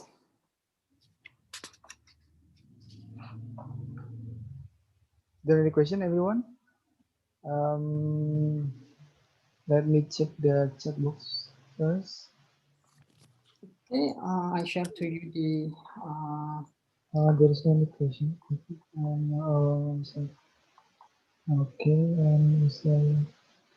this is my presentation slide. If you really want to access the slides, okay? Because again, my concern is on how you evaluate the technologies.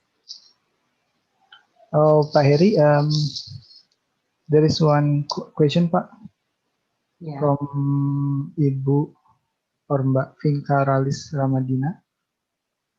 In elementary school context, the number of teachers with relatively low digital literacy might be high, and they find it difficult to conduct online learning, let alone developing online assessment. Therefore, what should teachers or government do to overcome this problem? And the second question from the same person, can you recommend some simple applications and some techniques to conduct online learning that can give us information about students' learning progress? Okay, actually, I'm not saying that you can use WhatsApp for teaching and learning. Yes, of course, you can still use WhatsApp.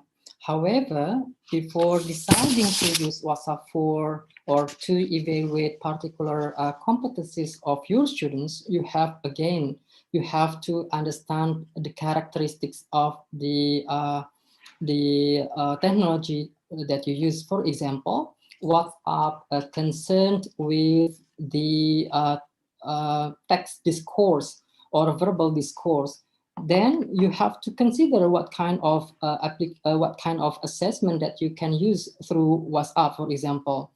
it is really important that you also provide modules to accompany your students' learning. Online learning does not mean that you provide all things on the website. It's not. However, like in my case, I provide the modules to my students. Okay, here I use this guide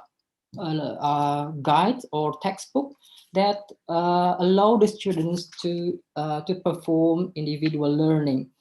Okay, again, I'm not saying that WhatsApp is not suitable for teaching learning. Rather, I'm focusing the role of WhatsApp to evaluate on particular kind of competencies. And second, many teachers use PowerPoint in all activities, in listening activities, in reading, teaching speaking. You have to concern that the PowerPoint PowerPoint is more on text. Okay, so you have to consider, you have to consider the evaluations of PowerPoint to see whether the point is appropriate or sufficient for teaching particular skills. Okay, wow, there are so many questions here. Is it possible to conduct performance-based assessment that assess not only what students know, but also can students apply their knowledge during the learning online period? Yes, of course. Like here, okay, I'm going to combine this with the questions from Ibu Indah Novi, bagaimana untuk mengukur penilaian sikap or affective. Here, for example, in critical reading, okay, here on the critical reading, I provide first textbook where students have to perform individual learning. Of course, this is kind of independent learning that you have to monitor your students. After they read the strategy, I ask them to comprehend their just say their knowledge, or to sharpen their understanding on SQ3R by providing them with the video. After they read the video, then I ask them to complete the SQ3R practices. Here, like in the slides, I provide instructions to the students here that they are going to perform SQ3R method from a reading, journal reading titled "What Are Journals For?" available in this in this link. And also, I ask them to create a video. However, I provide them with clear procedures on how to develop and how to upload the assignment. Can you use this video as a means to evaluate, for example, to evaluate students' affective factors? Yes. Here you can see their expressions. You can evaluate their, for example, their the use of formal and informal languages, for example. So of course, it's still possible to evaluate the affective domain of students from their presentations. So what you have to inform to your students is clear explanations regarding type of assessment that you ask the student to complete. Okay, and from Nidita, do you think it is important to conduct assessment during this COVID-19 outbreak? Yes, of course. Assessment can be done with several ways that you can choose in reference to your flexibility. Again, like our Ministry of National Education and Culture has emphasized, for schools, it is not a must to complete all the indicators. Students are not required to complete all the teachings or competencies required in the curriculum. So it is because of the pandemic. Okay, and there is minimum interaction between teachers and students that indicates less teaching. It does not mean your students, for example, your student perform less in a certain assignment, but you know, you can provide them an opportunity to complete assignment with their own level. If you see here, okay, if you see here, yeah, in for example, in week 1, okay, I provide students with unlimited attempt, okay, unlimited attempt to complete an assignment. For here, for example, my students has 2 attempts to complete a reading text. However, if you compare, you compare with other students, there are some other students who need more attempts. Yeah, for example, I checked here. The first students, look, Emma only needs 1 attempt to complete the assignment, but the other needs more attempts. It indicates you have to provide more opportunities to for your students to complete their assignment or their learning with their level of cognitive. Yeah. So again, it's important to provide more opportunities. Okay, and from Ari, for example, are there recommended platform for teachers to assess knowledge during pandemic? Right, again here, I provide you a sample of activities here. If you aim to evaluate knowledge, this is some assessment method that you can use to evaluate knowledge. If you, for example, aims to evaluate comprehensions, you can use simulations, animation, and tutorials. Okay, if you willing to evaluate the student's application on particular knowledge, so you can use this one. Again, it depends on type of assessment that you can use. If you are asking about platform, there are many platforms that offer, for example, multiple choice, yeah, like Kahoot. Kahoot provide multiple choice if you really want to evaluate knowledge. Yeah, if you, for example, want to have true or false, Kahoot also provide this kind of just say features. I believe it can address your questions, Arif. Yeah, I'm happy if you have another questions.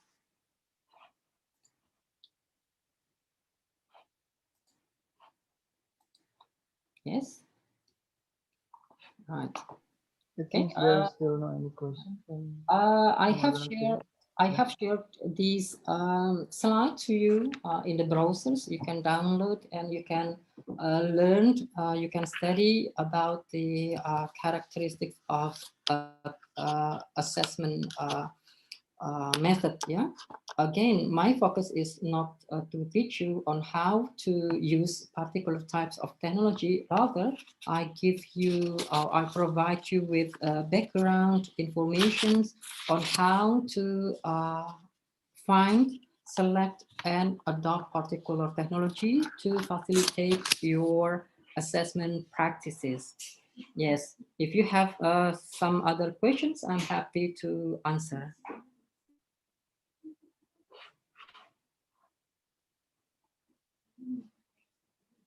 Yes, Eddie is raising the hand. Yes, you can or no?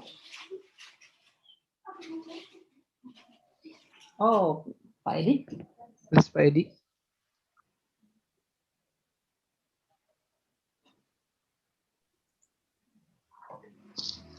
Oke, Assalamualaikum warahmatullahi wabarakatuh. Yes, Waalaikumsalam. Hello, Mas Herri. Okay, I have a question related to make something like assessment in teaching skill, especially I teach listening. So I have to create assessment. It means that assess knowledge and assess skill. So how to integrate or how to formulate the assessment when we want to assess uh, knowledge and skill, but we use one platform. Is it possible we use something like we integrate in multiple choice or etc. Or maybe we have something like we give direction and we provide like some step or project based and extra. So maybe Pak Herri have something like strategies or tips that maybe I can use it in my teaching and learning process. And in this semester, I use two digital platform, Google Classroom and Google Form. Thank you, Pak Herri. Thank you, Mas Eddie. It's been a long time not to see you. Okay, I just want to emphasize that when you are doing assessment, the first thing first you have to consider is the appropriateness of your technology. Okay, whether the technology can address the issue of the skills that you are teaching, for example, or you really want to evaluate. Okay, I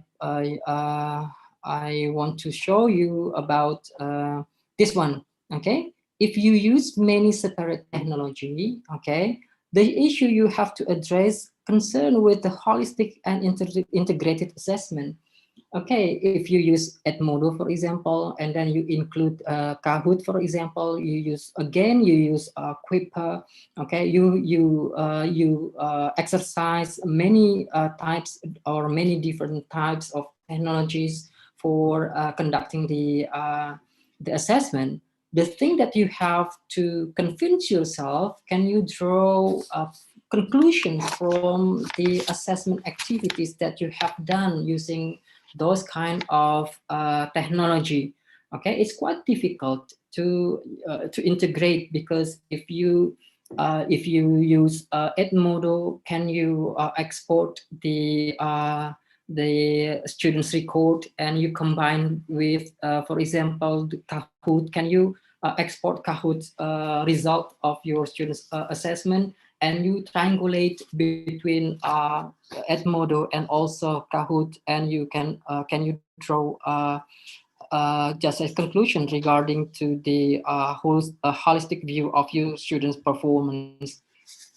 Again, what you have to think is you have first, you have to think about the technology, and you have to think about the minimum requirement for conducting the assessment using particular types of technology. All right. To evaluate, you can use. I provide the references that you can use later. Here, I provided some references how to perform effective online instructions and assessment. If you really want to evaluate, for example, particular technology from perspective of language acquisitions, you can use Chapel. Okay, you can use Chapel here. Okay, and you can use several references. Yeah, you can download this reference. I post this in the menu. Okay, I post this in the menu. Again, if you are asking about the strategies and the steps here, you can refer back to my presentation, particularly when it concerns with assessment literacy and also digital literacy. You have considered these two types of literacy, and you have to consider the essence of this literacy. Again, when you concern with the assessment literacy, you have to focus on these skills, okay, or this aspect, assessment knowledge and skills and ability to apply. If you focus on the digital assessment, you have to focus on how to operate the technology effectively. The indication of effective use is this one, to include your ability to search, evaluate, and use particular digital platform. I believe it's not answer all your inquiries. That's why I suggest you to perform more reading on the references I have given you on the slides. I hope we can discuss later on, Mas Edi. Yes, do you have any questions? Okay, yes, Mas Edi, do you have any other responses?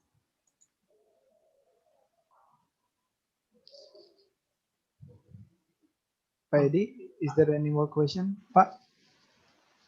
Probably that's enough, Herri, from Pak Edi, because I couldn't see. Oh, Pak Edi, is that all, Pak Edi? Is there anything else you want to ask? Okay, very well. Pak Herri, it seems our time is over, and yeah, we need to move to concluding remark. So I will welcome our first speaker and second speaker to give a probably closing statement or emphasis on several points that is important to bear in our mind as participant. But especially for Pak Daniel, there is still one more question that probably haven't asked to you, but I will simplify the question. It is from Siti. Where is the question? Wait a minute, because it's on private chat, so it is not performed on the global. Yeah. Take your So time. Mbak Siti or Bu Siti here says that according to her experience, a lot of students, until 80% of students, 80% of students, and also, yeah, 80% of students prefer to learn at school rather than at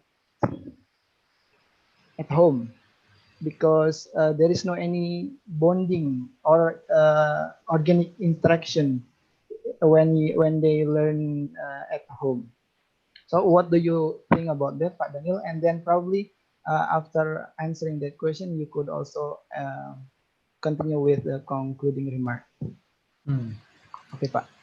Okay, I just want to combine maybe some ideas presented by Pak Herri previously, yeah, because this is related to ideas, how to use technology wisely, and also how to conduct assessment in a appropriate manner.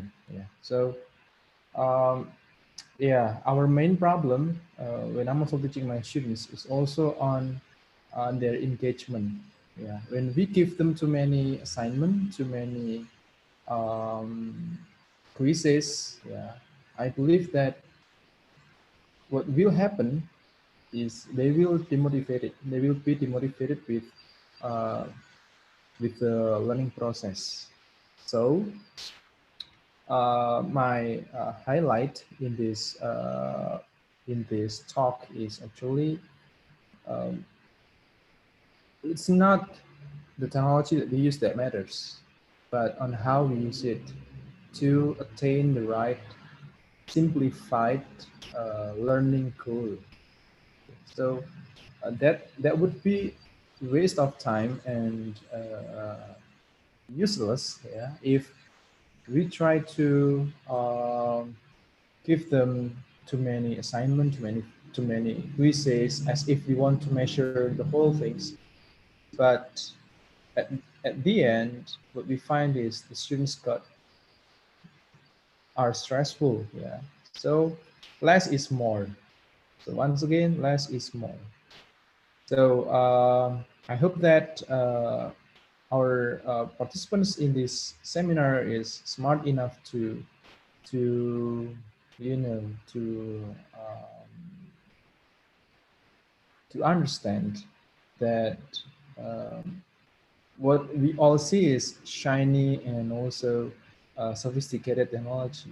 But when you are becoming teachers later in the future, you should think about the students' mental health, okay, their context, and also their yeah, their happiness as a student. Okay, so pick out one very important indicator, objective of the learning that you will assess, okay, and pick out one technology that fits with that.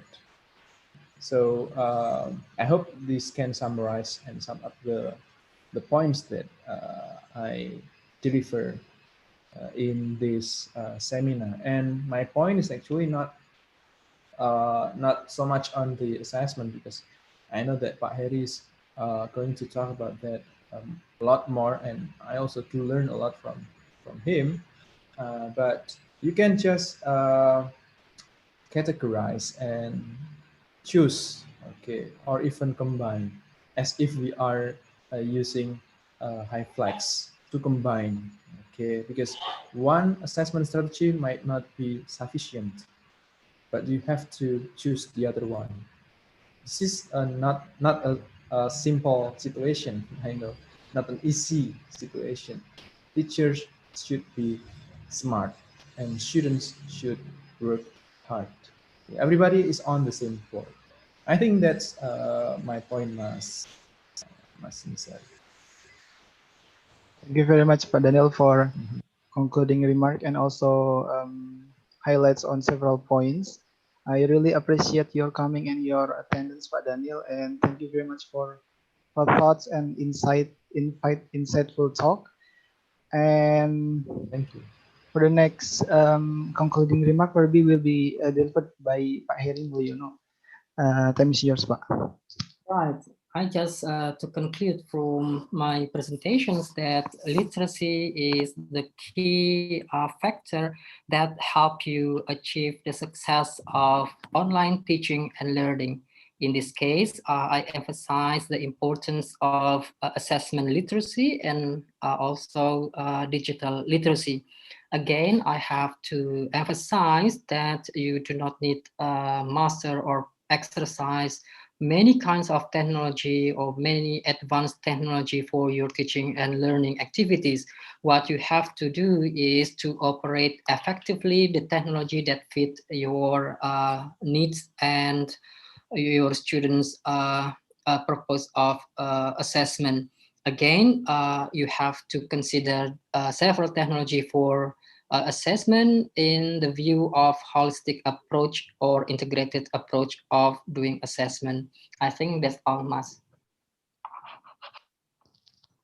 Thank you, Pak Herri, for concluding remark and highlights on several points. If I may conclude and take some notes from this from our speakers, I in my opinion, probably we should also remember again that technology is the medium. So how the medium could work and fit our goals is that all depends on the teacher and also how we operate them. And thank you very much for coming and for your valuable time, Pak Herri and Pak Daniel.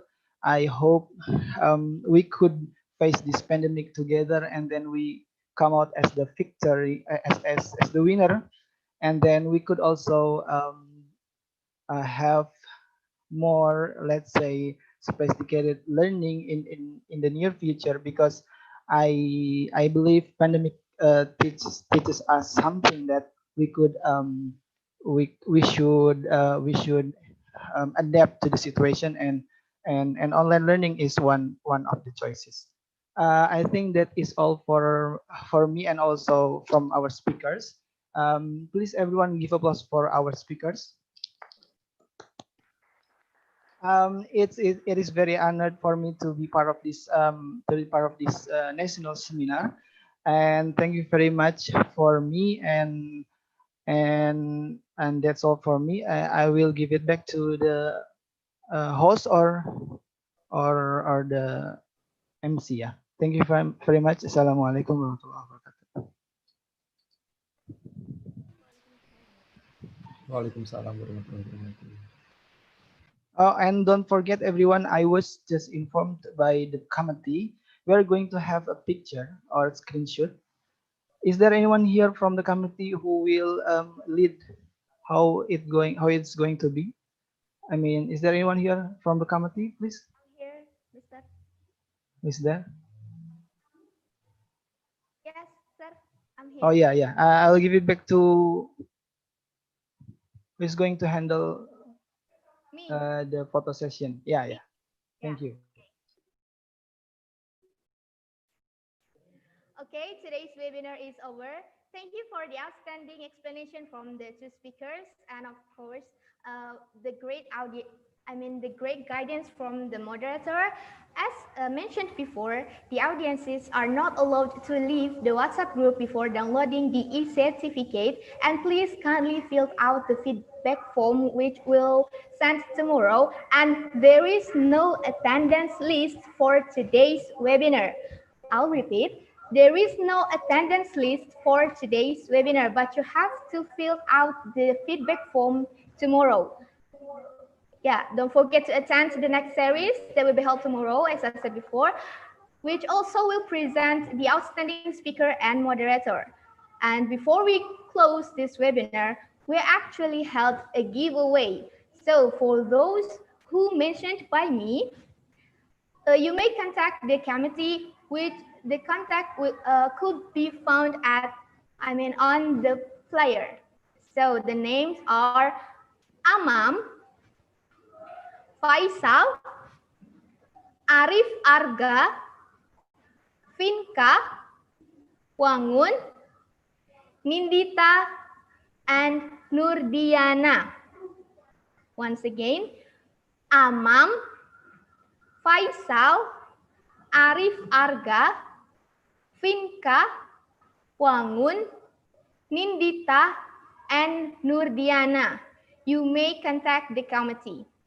And last but not least, we may take a picture. So you may open your camera, please.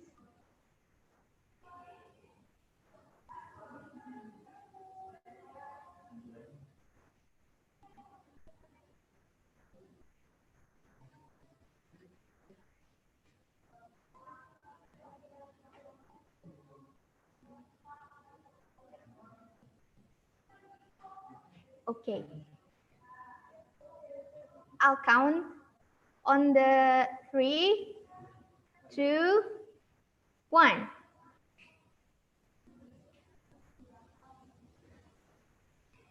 Okay. Because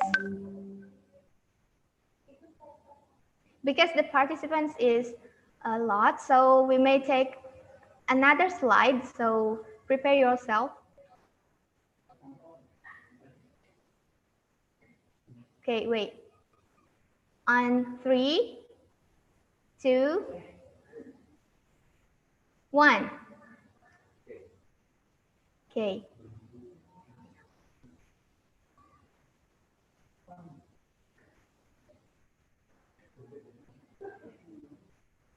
Okay. For the next slide. On 3, 2, 1. 2 more slides.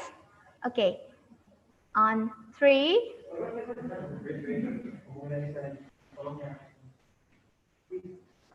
You may open your camera. Okay. 3, 2, 1.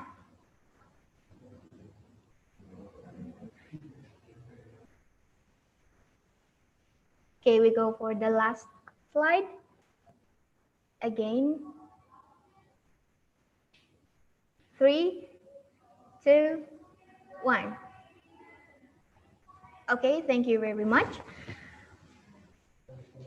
Yeah, I think that's all. Thank you very much. See you at the next webinar tomorrow. Have a great day, everybody. Wassalamualaikum warahmatullahi wabarakatuh.